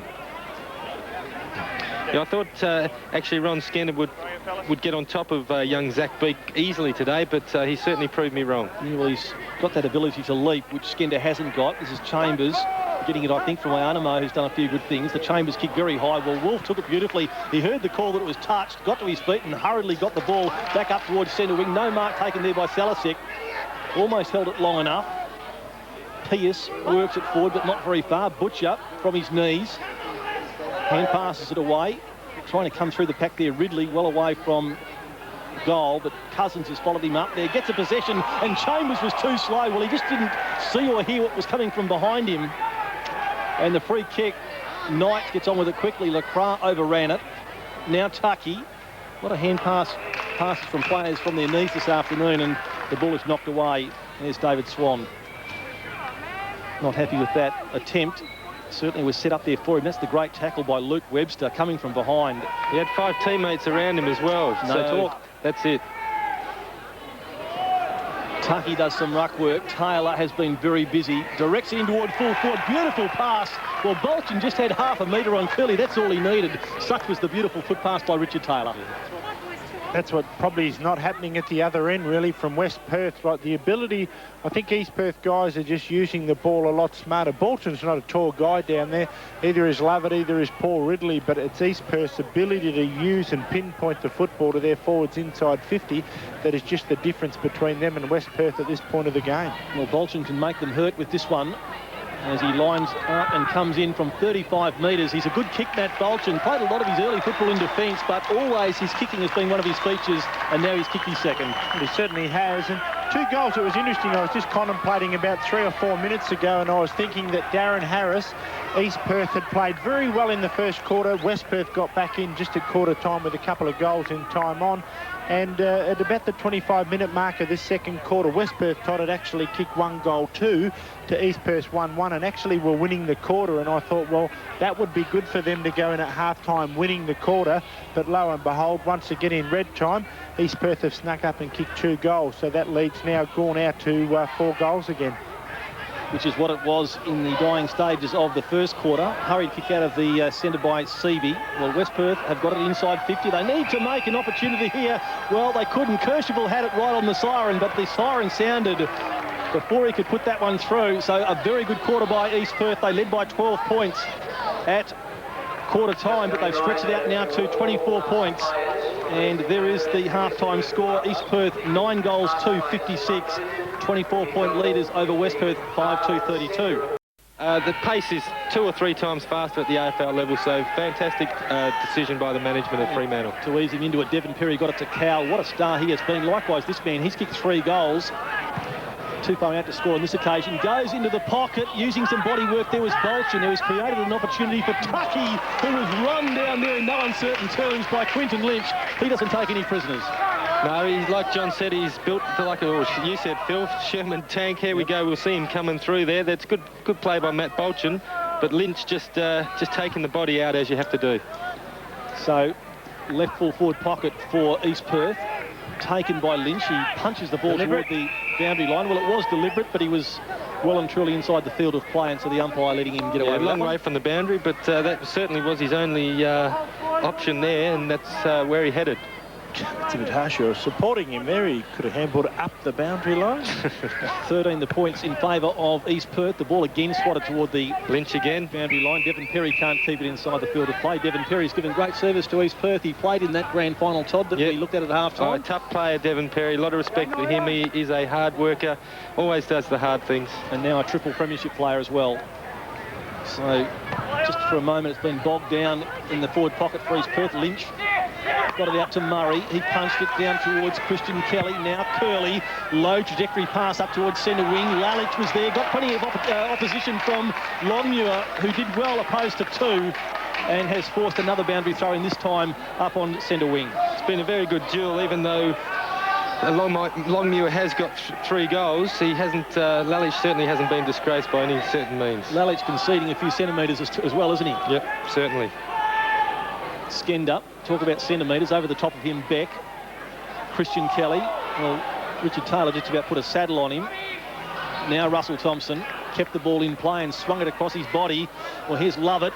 Can he beat 3 or 4 of them? Well, West Perth certainly have the numbers. Corey Johnson played in defence for most of the afternoon. Doesn't look as though he's reached his peak fitness yet. Lalich had the crumbs, then fumbled it. Hand pass. They're under siege, East Perth. Webster got it away to Troy Butcher. He's always cool, Troy Butcher, and picks out a teammate. Ridley was just lurking out in the open spaces on centre wing, but his kick goes astray. Well, West Perth have East Perth just rattled for the moment as Burns turns defence into attack and finds Pearce on the outer side of the ground. Christian Kelly running hard to the wing. He'll probably get this. Pearce directs it up the wing, but again, another foot pass misses its mark. Wolf shares it with Russell Thompson. He's a left footer. He'll cut in board here. One feels. No, he'll go back and kick over his mark. To half forward, almost unopposed on that occasion. Far too easy. Tucky got away from Lynch. Short pass to Butcher. He just knows how to run hard as Troy Butcher. He and Cowell have been setting the standard along with Michael Swan for hard running in the midfield as far as the Royals are concerned today. Butcher saw movement out into the pocket. It came from Bolton. He's a very good lead, is Matty Bolton. Yeah, he didn't have a lot. He had nowhere to go in front of him, so he he deviated back to the left and just went sideways, and it was a great kick. Just held it up, Butcher. Just waited for the option, and it presented itself. Good play. Credit to the West Perth defence that they forced him out so wide. But Matt Bolchin, it's a tough kick from here, but he's certainly up to it, Matty Bolchin. He's a left foot up, so this the angle will favour him. He comes in, kicks right on the goal line. Lynch. Goal. Ooh. Touched. Well, Todd preempted it, the goal, but just failed by a matter of centimetres, one would think. Quinton Lynch touching it right on the line. That's right. Good defence by the big man. But it looks like he's moved back from forward. I don't think they gave him too much time up there, but I'm not a coach. Burns to Duckworth. His uncle, John Duckworth, is here this afternoon with a lot of the players he played with in the late 60s, early 70s. Transference of play to centre wing. Wolf to Beck. That was an ambitious hand pass, looking there for Butcher, spinning out of trouble. Corey Johnson just managed to get his toe to it. Beck, the big man, swooped beautifully on it. Now delivers to the half-forward line. Ridley on the half volley. Fumbles, flicks it up for Lovett. He hand passes out now to David Swan. Chips it into the pocket, and Cowell, who just hasn't stopped running, has just drifted into the pocket and taken a good mark. He hasn't stopped running all day. Brent Cowell, there he is, coming up for probably possession number 20, halfway through the third quarter, so he's having a big day. Well, again, the angle against them, and this time Cowell, a natural right footer, will find this a tough assignment. Yeah, the breeze may work it back. There's not a lot of breeze to speak of, Phil, but if anything, it will favour the ball being pushed back into the goals. Whatever breeze there is would be welcomed by the players, because it's a humid day here at Joondalup. Cowell, a beautiful shot at goal, applauded through on the line by Brent Tuckey, and the goal umpire says yes. So Cowell made what was difficult look rather easy. Such is the form he's in. I said earlier, when you're in good form, you can make hard things look easy, John. You certainly can, and as Todd said, in a pretty tough area out there to kick goals from, but he's had an outstanding game, Brent Cowell. Good little chip kick here by David Swan. A bit of outward pressure from Seleshik there in regards to just making him earn the footy. For sure, There's no doubt about it, but he's done wonderfully well to finish off with a great goal from out there, and they've just stemmed the tide. Like halfway through this third quarter, East Perth hadn't kicked a goal up until that point when Cowell put that one through. Skender doing it single-handedly in the middle of the ground, looking again for Longmuir. Lalich and he were involved in a bit of pushing and shoving. Wolf gathers it, clears the ball. Not particularly attractively, but out toward the open spaces. Meeting it head on there was Richard Taylor. Paddled it into the path of Butcher. Butcher shares it with Barnard. Gets around the opposition rather easily. High kick up towards centre wing and beautifully directed to David Swan. Come on, David Swan! Swan up towards the half-forward line. Cousins, a diving attempt. Bolchin with him. Got it away to Russell Thompson.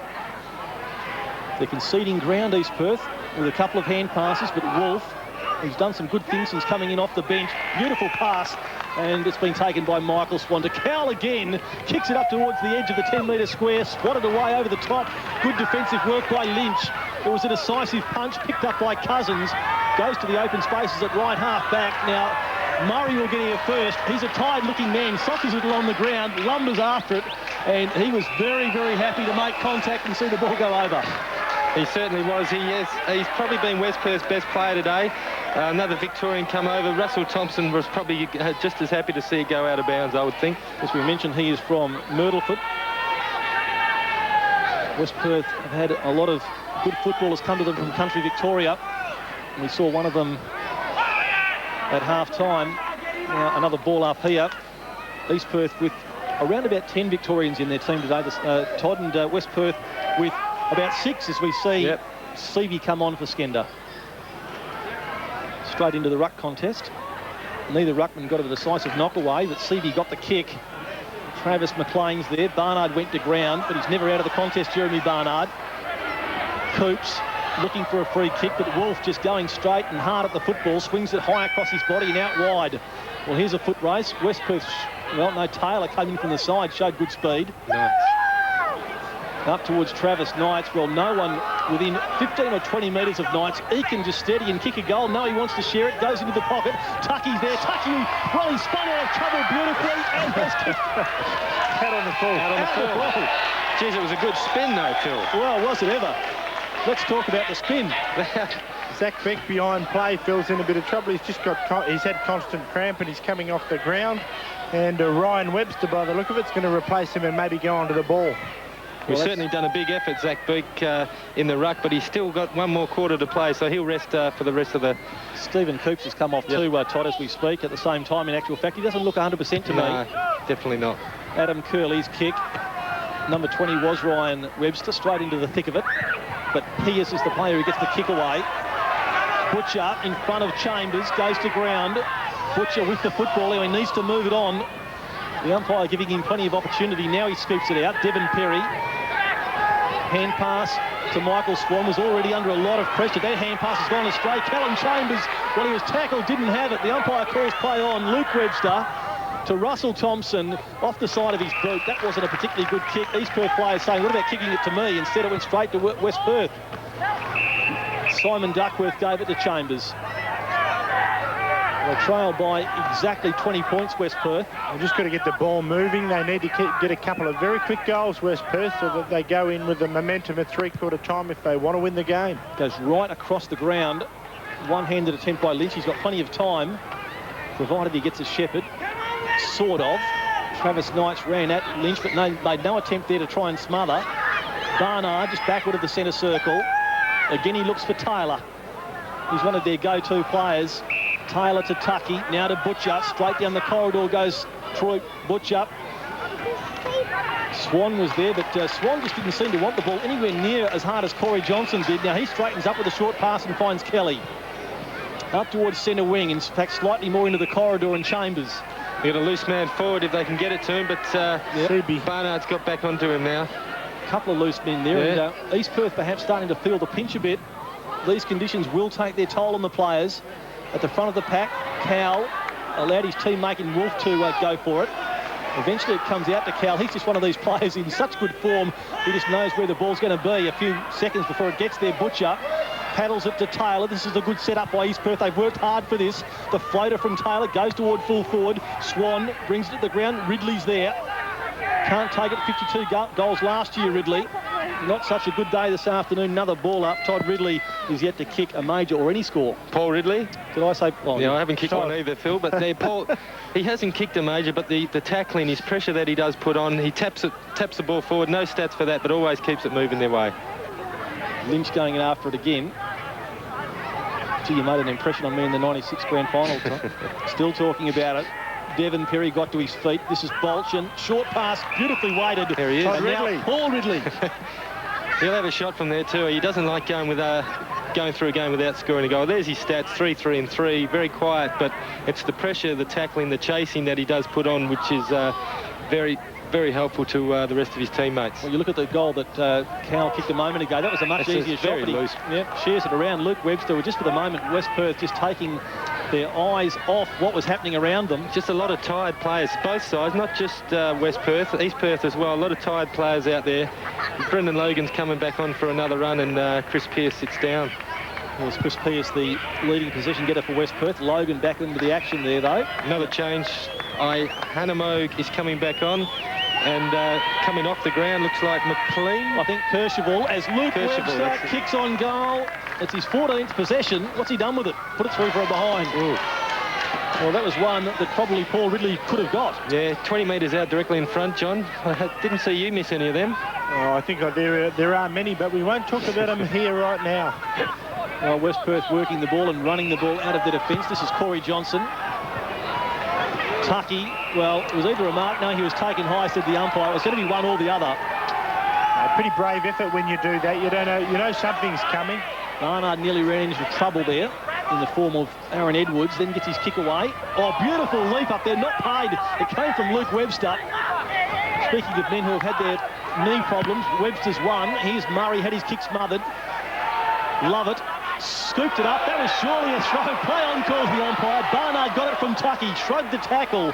He's a vigorous man, Jeremy Barnard. Gets it back now from Wolf.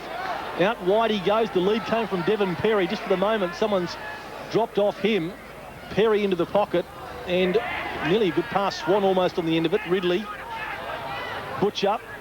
Devon Perry can shoot on goal. Floats it up very, very high. And no mark taken. West Perth, well, I thought they were trying to force it over. Oh, Burns got it to Corey Johnson. And now Duckworth from deep in defence. Well, Some of his kicking this afternoon, as we've said, hasn't been good. Again, on that occasion, he missed his mark. They could pay for it. Cowell, one of the players of the match, if not the best man on the ground, doesn't miss with his foot pass and finds Luke Webster. Just not enough urgency from the West Perth players when that ball went out of bounds. Too many, yeah, that's right. They had probably 3 different options to go to as we see another change. Coops coming back on and Longmuir sitting out. Well, Luke Webster missed an easier shot than this a moment ago. Can he redeem himself? It's going to hurt West Perth if he puts it through. A powerful kick. Distance not a problem, but it was never on line. So another minor score, the second in the space of a couple of minutes to Luke Webster. Well, they've just probably left the door slightly ajar, the Royals, here with the Falcons. The Falcons haven't looked menacing. They kicked a couple of goals earlier in this third quarter, but East Perth has steadied the ship now over the last 5 or 6 minutes and just made the battle a bit of a real tough contest, not giving too much and making West Perth use up a bit of energy.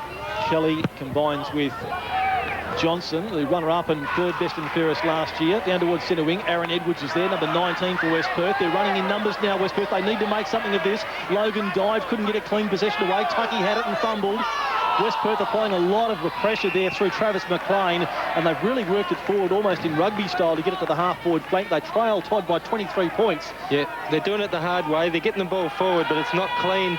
With Longmuir off the ground, the only tall player down there being Lacroix. There's Coops, as we know, can take a big mark, but certainly not a leading forward. Seavey doing some ruck work. It was intended there for Logan, but it went straight to Lovett. Not such a bad move if you give Stephen Coops a little bit of room down there inside 50 on his own, opposed to Judd Lalich. You don't want the ball necessarily kicked up in the air, but at ground level, one would have thought Stephen might have too much agility for Lalich. Seavey got it down beautifully to Christian Kelly. Butcher applying the shepherd so that Taylor can take it. Whips it across his body. Salisek's number 2. Burns did well to knock it down to the front of the pack, but it was taken by Cowell. Now Ryan Webster, beautiful foot pass as he fell. Well, Ridley should have snapped that up. Gets to his feet, socket along the ground by Wolf.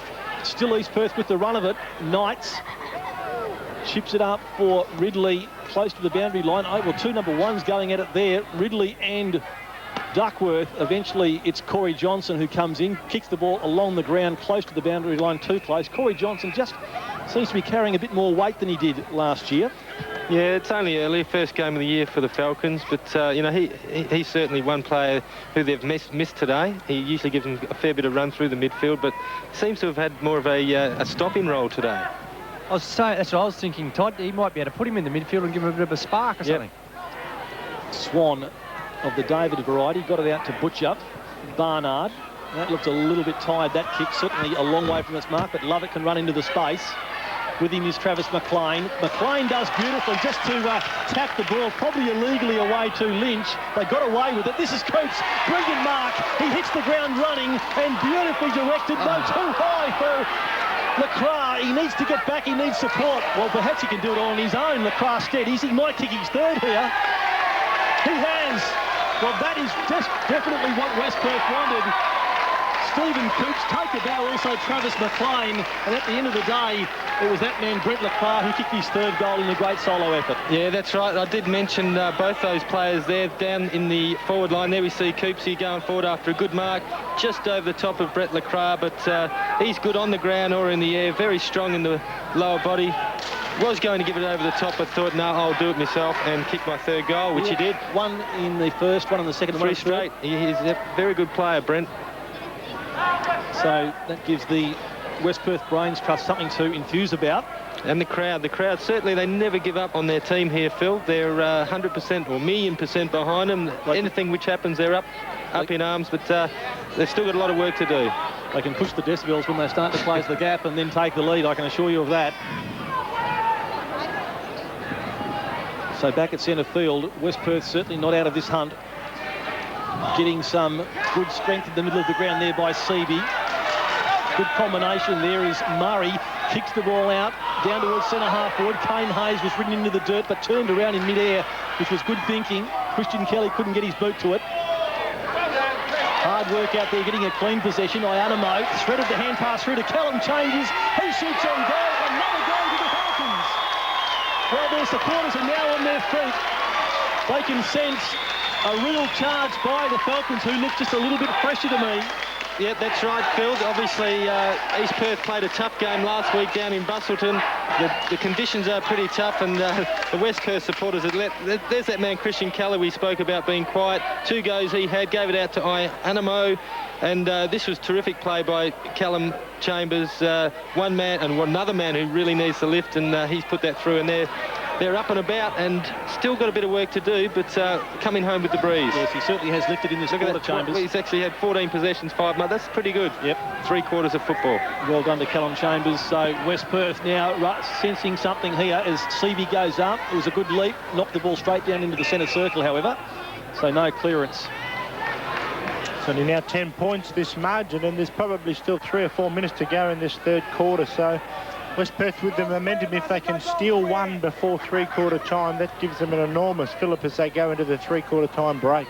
Darren Harris just looked in control and pretty composed there as we saw him a moment ago. There is the 3/4 time siren as Butcher gets tangled up there with Travis McLean. So still plenty of feeling in this match. It's a grand final replay, and West Perth had a bitter pill to swallow after that grand final. McLean just talking to the umpire there and trying to sort something out, but the scoreline there shows that East Perth just 10 points in front as we go into the final break. The reigning premiers hold sway by 11 points. Over the top went Seavey. The ball still in dispute. Going in hard there was Luke Webster, and the umpire will rebounce it. Not a lot's changed down there for the Royals. Interesting, Brent Tuckey's gone down to full forward for East Perth. Quentin Lynch is there. Matty Bolchin is starting at centre-half forward with Adam Curley, his direct opponent. So West Perth working the ball forward. Going after it there is Ryan Webster. With him is applying the pressure Stephen Coops. So if anything, East Perth have gone small. West Perth have got quite a few talls down in their front half with Lacroix, Simon Duckworth down there, Justin Longmuir. Stephen Coops is another one that if he lifts, he could really cause some problems down there defensively for the Royals group. The ball hacked out of mid-air down there by Longmuir, taken by Corey Johnson. High kick in toward the pocket. Ryan Webster and Cow combine well. This is Butcher. Hand passes into the pocket. Now Wolf from just one step goes out very, very wide. He's got a couple of men out there. Now one of the East Perth players flew through the air, helped by an opponent. That's David Swan. It's unforgivable, those sort of free kicks. Yeah. I think it was Corey Johnson was the man that was responsible for that. 2-on-1, he just had to compete and make sure that East Perth didn't get a free shot at the footy, which they did through his indiscretion. Yep. Webster has found Beck. Been promising this afternoon up toward the half-forward line at the back of the pack. Bolchin was there. As he fell, he got his left boot into it. Here's a foot race. West Perth had the numbers, but beautifully played down there by Travis Knight. He's got some speed. Threw it onto his left boot. Tumbles it very, very high into the pocket, and going back is Cousins. Needed to and did take the saving mark. Great work by Quentin Lynch. Sorry, yes. Tied off the ball. I was just going to say very reliable Cousins as well. Cousins gives it off to Murray. Murray now to Burns. A couple of new players there combining rather well for the Falcons. Plenty of run in the legs of Burns. Goes up toward the half-forward line. The ball cleared its target. Lacroix got it out to Coops. Now Coops can narrow the margin to just a few points here. Stephen Coops doesn't let his fans down. Doesn't let his teammates down. That's a great running goal. Exactly what the Falcons wanted to start this. It's only down to 5 points now. Stephen Coops, good running goal. Never going to miss that one, was he, John? No, he certainly was. And look back to, where it all started. Cousins took a terrific mark, but I was very impressed with what Quentin Lynch did off the ball. He got his big, bulky frame in between that of him and Brent Tuckey, which allowed Cousins an uncontested mark on that last line. And Stephen Coops, I spoke about him a couple of minutes earlier. He is pure class when he gets hold of the football. We haven't seen a lot of it today, Phil, but that could just be a precursor to what the next 25 minutes might entail. Doro, this is how they started the third quarter. Then East Perth were able to rein them in again. West Perth really need to cut loose now. I think they need to get multiple goals to actually put that doubt in East Perth's mind. Two young guns in the ruck, Seavey and Beck. Beck won it down to Taylor. Got a hand pass away, despite the oncoming traffic to Luke Webster. Up high. No mark taken down there by Michael Swan, but with the clumsy Salasic for West Perth. Turns defence into attack. Up towards Longmuir. Couldn't take the mark on that occasion. Coops is into the action again. Hand pass to Simon Duckworth. This time his disposal is much better. Goes back to Coops. Coops extricates himself from all sorts of problems. This is young Holder, a late inclusion in the team. Well, the kick was meant down there for Lacroix. Lalich got a fist to it. Still West Perth with a chance, though. The big man, Seavey, got down to the ball beautifully. got it to Pierce. Kelly, now back to Seavey. Seavey from just inside 50. McLean has taken the mark, deep in the pocket, and West Perth with a straight kick here have a chance to take the lead. There was outstanding work by Mark Seavey at ground level just to keep the ball alive, go and chase it up and then get it back there. Look, Travis McLean's in a pretty awkward position here. But what's the old saying in footy, expect the unexpected. He'll do something different here. With the left foot snap, if you don't mind. There's no one in the goal line. East Perth had no one on the goal line, and the ball went short waist high. Yeah, that's unforgiving defending like that, especially when you're only 5 points in front, Phil.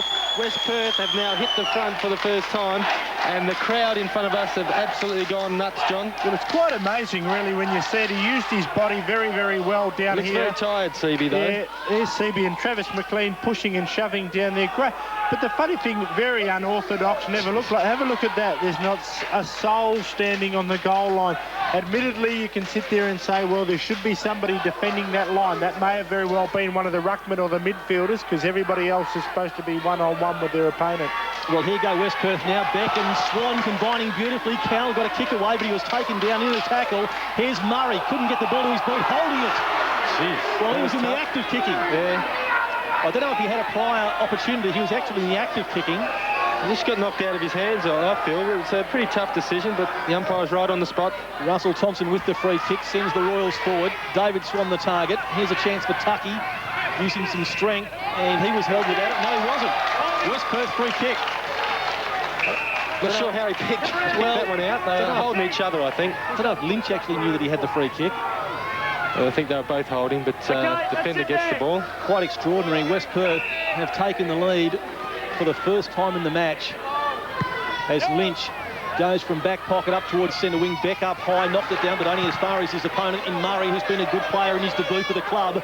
Beautifully taken by Lacroix, has kicked 3. Now he's got a man in the corridor, should have gone to Pierce. He elects to go from McLean, and why not? Now it's McLean can turn around. He's got Chambers in the goal square. Now he sees him. Maybe he's left it too late. Maybe he hasn't, because he's got the distance. Travis McLean has turned into a match winner. He's now kicked 3 second-quarter goals. Look at the determination on his face and the absolute jubilation of West Perth supporters right around the ground. Shows a bit of courage of your convictions there, like Lacroix. We thought he missed the boat here. He missed the West Perth one that was in there, but a terrific kick. Travis McLean got around, looked at Chambers, but he said, I'm going to go back, and he went, bang. The old proverbial from the other radio station. He went bang, fell, and he's kicked a goal. But I don't know what you're talking about. What a beautiful shot on goal, and Travis McLean's now kicked 3 goals for the day, with a couple in this last quarter to set the tone for this final 20 minutes. Well, the Royals had to come from behind last week down at Busselton. They kicked the last 3 goals of the match. Richard Taylor still running. So is Devon Perry. Drives the ball up toward full forward. Lovely lead out on the chest of Brent Tucky. Now, that was a beautiful passage of football. We haven't seen too many clean clearances and then deliveries like that. That was as good as we have seen. Now, if Tucky can finish this off with a goal, it'll give East Perth something to enthuse about. It's going to probably be a challenge for the Royals now. It's been a very exciting game of football all afternoon. If Tucky goes back, Todd, and can kick this goal, they've still got to then get another one to get in front. They haven't had to come from behind too often, I wouldn't have thought, East Perth over the last 3 or so years. Right, John. Well, Justin Longyear has kicked his goals from this region this afternoon. Brent Tucky comes in. It's drifting left, but he's got the distance. Goal to East Perth. That'll be a lifting goal for them. Well done to Tucky, but some beautiful delivery out of the middle of the ground too, and especially that pass. Devon Perry, I think Devon Perry. Yep, certainly quality player. And like you said, Phil, it's probably the quickest movement out of the middle. Here we see Richard Taylor. He's been a gun all day, just blind handball. Devon Perry was running forward and straight on to Brent Tucky's chest. Remiss of me not to give some stats at 3/4 time, but Cowell to 3/4 time had 27 possessions, Barnard 24 and Butcher 23. As we see that goal in replay, the chief goal scorer for West Perth was Pierce with 15. It's amazing, isn't it? The Royals at that stage, 3/4 time, had 3 potential players, Phil, that were looking to get 30-plus possessions. West Perth struggling to find somebody to get over 20. Terrific grand final replay. Again, East Perth working it out of the middle of the ground. It was a throw. Well, again, East Perth were on their way. Some good umpiring. And the free kick will go the way of West Perth, and I'm sure that they're happy with that. Yep. Look, it's an interesting one, that stat, as much as the East Perth guys have got a few guys with Cowell, Barnard and Butcher that have got a lot to football. We don't necessarily know all of the other stats, whereas West Perth could be a far more consistent group performance, with a lot of players getting 10 to 15 possessions rather than a couple getting 20 plus. Christian Kelly now going straight down the corridor. That's the shortest way home. Coops was the target. East Perth under a lot of pressure in defence inside West Perth's offensive 50-metre zone. And again, it was Travis McLean applying that vigorous tackle. Yeah, they're doing things they haven't done all day. They're kicking it long. They're getting it in there quick and giving their forwards opportunities. Beck wins the knock. Overrunning it there, Butcher, a sign of his tiredness. But Wolf clears the ball to the outer side of the ground. Now, East Perth have got the numbers there. Michael Swan to David Swan. You feel as though they've practiced that on a few occasions. And the Swan kick, well, we talked about tiredness. Yep. That was casual. Lack of concentration. Kick, definitely a tired kick. He's run hard all day, David Swan. Wouldn't have much petrol left in the tank. Big Ronnie Skender for West Perth is gearing himself to come up for one big final effort, and you could probably safely assume that it may very well be Mark Seaby that comes off for West Perth. Well, Corey Johnson to bring the ball back into play, does that with accuracy and finds Christian Kelly. Part of the engine room for West Perth over a number of years now, Johnson and Kelly. Long kick from Christian Kelly. Big pack. Who's down there to get the football? It's a hard one to get. Devon Perry emerged with it. Couldn't get a disposal away. Eventually the ball hacked off the ground. And I feel we're going to see a boundary throw in. We are. There's Kane Hayes. He's so far got the points as far as the haircuts go for season 2003. Interesting if Seaby does come off, Phil, because I think he's actually had an impact when he went back on there halfway through the third quarter. No question about it. He's rucking with a bit of energy, wins this one as well. Spinner then goes and does his own roving, gets the hand pass out to Duckworth. Grubbers one along the ground. Now Wolf high across his body into the middle of the ground. Diving effort there by Cousins, but he wasn't successful. Cowell with the possession that gets Taylor running straight at goal. Good earnest chase there by Murray, but Taylor's kick goes down towards half forward and he's taken the mark. Love it. One of the excitement machines now. He's holding his knee. Certainly came down awkwardly and under the weight of his opponent as we see it in replay. Yeah, he certainly landed very awkward on that. Oh, jeez. That doesn't look good for the young man. Well, Seaby has come off. Skender's on. That's not good. It's like a hyperextension of the knee in some shape or form, but, you know, all that being said, like, it's going to be very difficult for him, one imagines, to kick the distance. Even though the breeze has dropped fractionally, he's really going to be kicking from just inside 50. We haven't seen too many sail over the top of the goal umpire's hat from this distance today. Just a moment ago, we saw Brendan Fuster walking Mark Seaby around the boundary line. Fuster, a last-minute withdrawal from today's team, and, of course, his place taken in the team by Aaron Holder, who was called up from the reserves to make his debut. All eyes on Andy Lovett. Shoots at goal. That knee's not bothering him. Lovett's got his fourth. He is a class act. And East Perth back in the lead by 5 points. Yep, that's right. And the East Perth crowd love it. John, sorry about that, but they do. You are the absolute best, you are. That's right. The Comedy Festival is on one of the television stations as well, and too. here's one man, Richard Taylor. He has got super fitness, Richard Taylor, and that is a key. And there he is. To get up and kick that after looking like he did a serious knee there. To get up just looking at it. 50 metres out, just steers it through beautifully. His reaction to the crowd was, have a look at that. Just 4 straight goals, if you don't mind. It's not too bad. Good work by the young fella. Look forward to seeing more of him. Devon Perry, we've seen a lot of him. He worked the ball out of the centre circle. Bolchin just crossed it forward, but Chris Pearce goes back. Been a hard try for West Perth all day, and that was inadvertently well directed to Corey Johnson. On the burst, goes up towards Coops at half forward. They need his brilliance. Gets on with it quickly. Inside 50. Chance there for Longmuir, who went to the ground, and he's back. Well, Judd Lelich, you've got a feel for him there. His endeavours were only for the football. Yeah, eyes on the football the whole time then. Unfortunately, Longmuir went to ground, and as did Lelich. Well, the spectators in front of us looking to the East Perth coaches box where Andy Lovell's been testing out the strength of the glass. Justin Longmuir has kicked 3 straight this afternoon. Should he kick straight again, it's going to be hard for the Royals. They're going to have to keep coming and keep coming. Longmuir has been impeccable in front of goals this one. Well, he's getting tired as well, just a minor score. Yeah, he's a tired man, but he has tried his heart out today, and I'm sure Fremantle would be very happy with his effort. His return of 3 goals, 3 goals won. Probably hasn't had the opportunity because the Falcons just haven't got it in there quick enough to him. Ryan Webster picks out Cowell. He's been a man that they've gone to today time and time again. He's got his own football when he's needed to as well. Getting close to 30 possessions, Brent Cowell. Just for the moment, East Perth a long way from home. That's not a good kick. Floated and judging it beautifully, though, and getting there was Bolchin. Went to his knees. That was not a good hand pass. Taylor was in all sorts of trouble. So too Beak, who sort of hand passed as he went to ground. Got it to Ryan Webster. He goes up towards centre-half forward, and Christian Kelly, using all of his experience, goes back and takes the mark. He's got Murray out very, very wide. Eventually, I think it's the spectators who say, Christian, out here. Murray's new to the club. Perhaps didn't know his name. Goes up towards the half-forward line. Beck gets back, takes the mark. I've liked his game. Very good today, Zach Beck. He's taken on Ron Skender, and he can hold his head up high.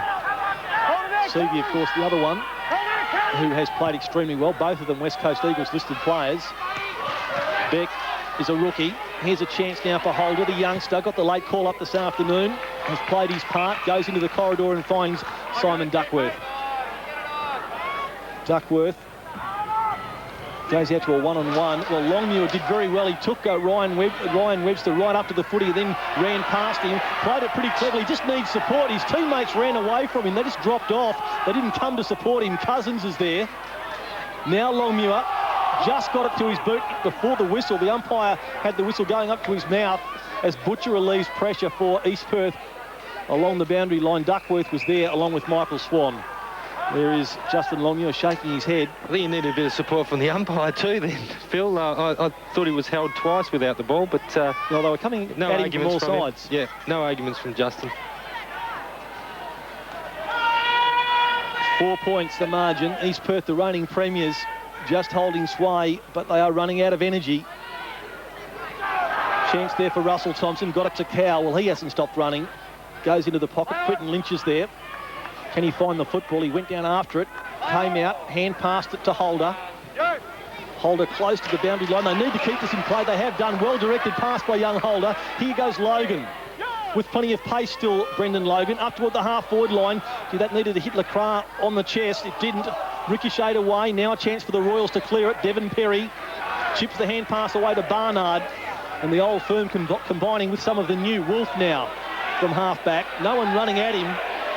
West Perth need to apply a bit more pressure. There goes the kick. Oh, Swan did extremely well, but so too did Burns. He went hard at the football. He got one in the back, no whistle. Swan now for East Perth. Tumbles it inside 50. Love it, the excitement machine. Lynch, the Rock of Gibraltar, sends the ball out towards Christian Kelly and finds him. He's got Johnson out wide, almost on the boundary line. He looks at him and says no. Not a lot of movement up forward. 18th possession for Kelly. Goes out wide. That's a good earnest lead by Lacroix. Lacroix is a lead into the pocket. Well, McLean was there. Gee, he set him a hard task. From behind, Kane Hayes, Barnard, Russell Thompson, plenty of experience. Out to Swan, speaking of experience. And David Swan, judged best player on the field last week in the match down at Busselton against Swan Districts. Goes short and finds Butcher. They lead by 4 points. Perhaps it's too early to start running down the clock. Ridley did well overhead, but he's got Cousins to beat, who's played well. He's met solidly and head on by Devon Perry, who doesn't know any other way of attacking the footy. And the spectators, and there are quite a few of them in watching the replay, really enjoying this, Todd. Yeah, no, that's right. Here he comes crashing through, as he always does, attacks the man with the ball, and you'll never get around Devon Perry, or very rarely get around Devon Perry. Terrifically exciting match. Skender putting a fist into it, fisted further afield there by Taylor. Ridley, the hand pass missed its mark. Holder, he's playing a part in this final quarter, sets it up high. Here's a chance now for Edwards, was taken over the shoulder surely. Logan, hand passes to Kelly. Christian Kelly into the middle of the ground, but it wasn't a good kick. It was always to a one-on-one, and Butcher just anticipated it better than Chambers. It was good pressure, good chase by Richard Taylor just to put that kick-off line. Butcher to David Swan. He can set something up here with a low pass he does to Ridley, who's marked right on the 50. Well, in the context of this match, it's been one of those days, very, very tiring. Butcher hasn't stopped running. He's drifted down. He was the one who started all of this backward of centre, and he's now run straight down the corridor. Will shoot at goal from 35 metres. In the context, Doro, I was going to say, of this match where it's a very, very energy-sapping match, this goal could be critical. It certainly can be. And look, Paul Ridley, once again, very unselfish when he was probably in a position to have a shot on goal. Troy Butcher's taking all the time. The umpire's blown time back on now, so he's got to get on with it. But if they kick this goal, it makes it pretty tough for the Falcons. They've then got to get a couple. Troy Butcher, state player last year, goes back and makes no mistake. He has had a wonderful game, Troy Butcher.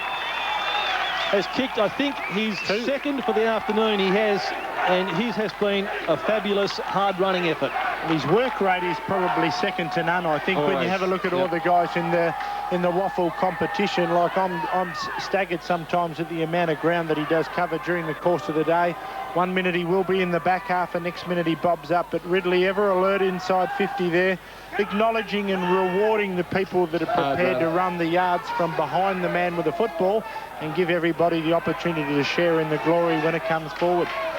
Well, about 20 minutes have gone in this final quarter. Still Troy Butcher looking for more heroics. 10 points is the margin. West Perth really need to get the ball out of this centre contest and take it straight down there and get one back. Right. Nice and clean out of here, the Falcons need. Skender, the general in there, he got a hand to it. Trapped beautifully. Salisic tried to just force the ball forward, but Devon Perry's in the way. He's great in these situations where it's nice and close and nice and hard. Ridley's coming to the fore in the final quarter. Thompson running on strongly as well. Goes out wide. Beautifully delivered. No substitute for good delivery. You can see the appreciation of the supporters there applauding that passage of play. A good, clean passage of football when the players are getting tired. Yeah, probably a little bit wider than, and a bit further out than Tucky would have liked it, but still he has got a shot from here and very kickable. So Tucky with the breeze doing its work. It's going to go close. It's a magnificent kick. Well, there you go. It's hard to see that that's not going to be the match winner. East Perth supporters think it may well be. Yep. Brent Tucky's had a pretty good match this afternoon, but his input has not been more important than that. He's now kicked 3. Yeah, certainly. I think that would be the nail in the coffin. Just entering time on. There's Russell Thompson running hard as he always does. And Tucky, that was a fantastic kick from there, John, right on the 50 with the breeze, just pushing it to the left. Beautiful and, work. Straight through the middle. It becomes really back-breaking, I suppose. West Perth, not some 10 or so minutes ago, Phil had hit the front and we were talking about, well, this is the real challenge for the Royals. And not only have they met the challenge, the West Perth hierarchy there looking a bit nonplussed about what's transpired over the last 5 or 6 minutes. Beck still with plenty of spring in his legs. It was a shark there by Corey Johnson, but Richard Taylor, what a hard-running performance of his today. Gives it out to Barnard. Another beautifully weighted and beautifully directed kick. Bolton's marked it. The East Perth, to their credit, they really have steadied and playing some of the best football of the afternoon. Yeah, Matt Bolton, he's kicked a couple, but hasn't had the biggest day. He spent a fair bit of time on the bench, but always gives 100%. 2 goals to Bolton. Now Justin Longmuir has come off the ground at centre half forward for East Perth. Tucky, Ridley's there. Devon Perry squirts the hand pass out. This is Wolf, who's done some good things. Started on the bench, kicks it up very, very high. Who's underneath it? Well, I can tell you that Lovett's there and Lovett's taken it. Well, whenever he gets within 5 or 10 metres of it, this man, you can just about put his name on it. The supporters have really enjoyed watching him play football this afternoon. He has been dynamic, and while that's all happened, young Aaron Edwards has hobbled off the ground. He's been replaced by Brad Murray, but 4 goals he's coming up for, 5th goal, sorry. He's already kicked 4, young Andrew. And if he pops this one through, it will become his 5th for the day, which is an outstanding effort, considering not long ago we thought he'd hurt his knee quite severely. That's right.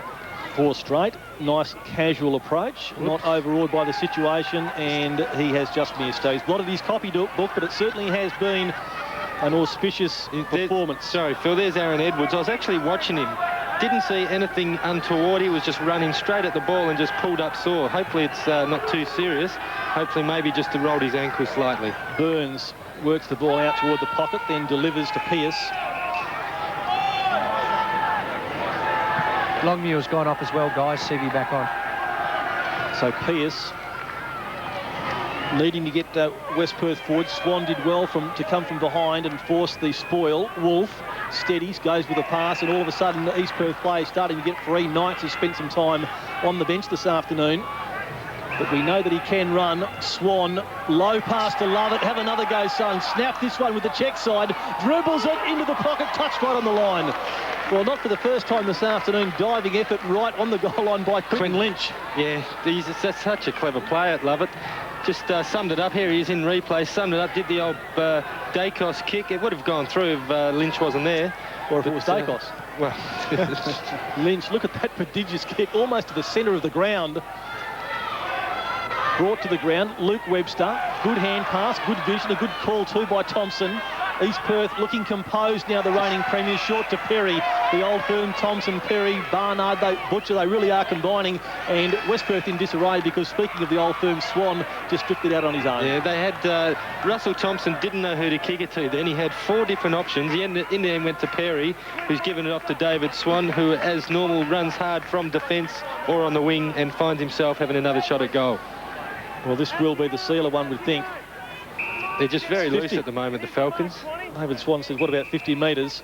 The umpire won't be talked into that. Swan sees a lead into the pocket, and again, just no one there for West Perth. They really have stopped. Yeah, I don't even think it was a lead. I think he was just standing there by himself.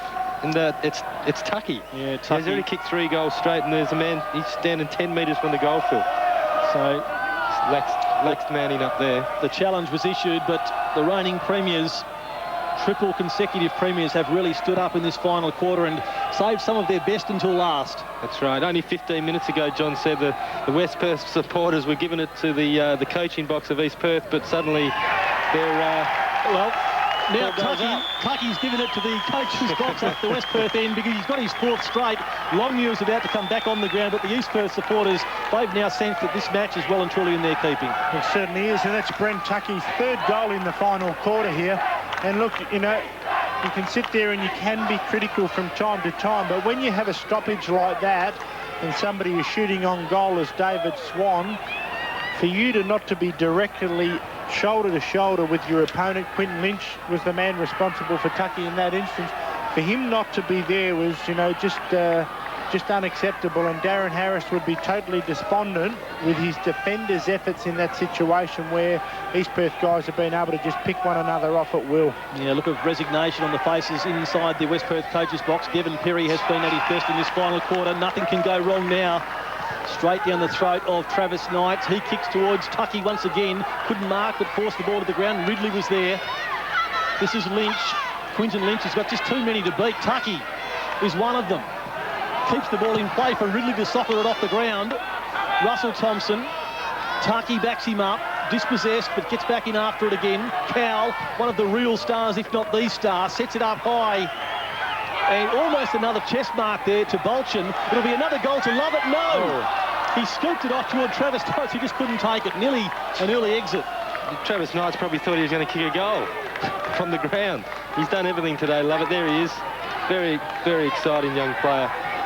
Well, deep into this final quarter, we see some bad news there with Edwards, an ankle injury, having that raised.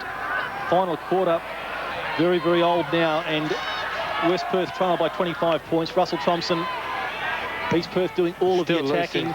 Barnard, he is Knights, free again. Nobody's worked out who should be on him. He misses by a long, long way, but the margin now 26 points, and East Perth just finishing in the final stages all over the Falcons. Yeah, they've been terrific, haven't they? Like, no wonder this football side, although there's a couple of guys missing, they've won 3 grand finals in a row, and they're certainly going to take some sort of beating during season 2003. The opposition, whether it be a Subiaco or West Perth, a Claremont, East Fremantle, South Fremantle, or any of the other teams, want to take this crown, I suppose, off East Perth. Are going to have a lot of improving to do if they think they're going to win it come the end of the season. Certainly West Perth can hold their heads up. They've never been far out of the match at any point this afternoon. They've come and they've come again. They just haven't been able to get the roll on. No, haven't been able to get their tails in the air high enough. Justin Longmuir's on the ball. Cowell is over the boundary line, but what a game he's played this afternoon. Yeah, 30 possessions to Cowell. He certainly had a big off-season or pre-season, and much improved player early on in the 2003 season. In a real stellar centre midfield with Taylor, Perry, Butcher and the likes. He has stood out this afternoon. This is Ianamo. Kicks the ball cleverly across his body, looking there for Chambers, but he's had a terrific opponent in Butcher this afternoon. Butcher combines with Wolf, kept the ball in play. Hold up, the youngster. Now the not so young Logan goes to the ground. He was dispossessed. Now Devon Perry can finish it completely. Does so. The veteran left footer slots it through. And well, shades of the grand final there with the players coming together in jubilation. celebrating what has been a terrific win in the grand final replay. Yeah, that's right. It has been a good game, and East Perth just running away with it now. There he is, Devon Perry with the big ponytail like I used to have. Are we talking about when there was a players' review at Subi or something like that? You got dressed up. But there's Devon Perry, just easing in, really. Takes one bounce. His teammates talking to him, obviously, all the way in, shepherding, clear run. Just could take his time, and he's had a very good game from the second half. So the Royals serving warning that they are going to be a powerhouse in the competition again this year. Can they, for the first time ever, string together 4 consecutive premierships? Tunnel ball being played there by Ionamo, but that was illegal. So free kick and advantage applied. Wolf drives East Perth forward again. West Perth don't deserve a drubbing in this match, but Logan's kick smothered. Still the Royals very, very hungry. That was a great effort by Ridley, and he has done well enough to tie it up and force a ball up only about 35 metres around from East Perth's goal. It probably doesn't become a drubbing, but, you know, you could probably say the last 15 minutes from a coaching point of view with Darren Harris have been extremely disappointing. Swan had a lot of time, then nearly made a mess of it. Ridley dispossessed. Half a kick by Johnson. Now Pierce goes very, very high. Those floaters are hard to take, but a great effort there by Wolf, who has been a very, very serviceable player for the Royals throughout. As the siren goes, well, he had the last possession of the match. It's all over. Richard Taylor with his hands on his knees. He has been one of the stars. Handshakes all round, but West Perth failing by 32 points this afternoon.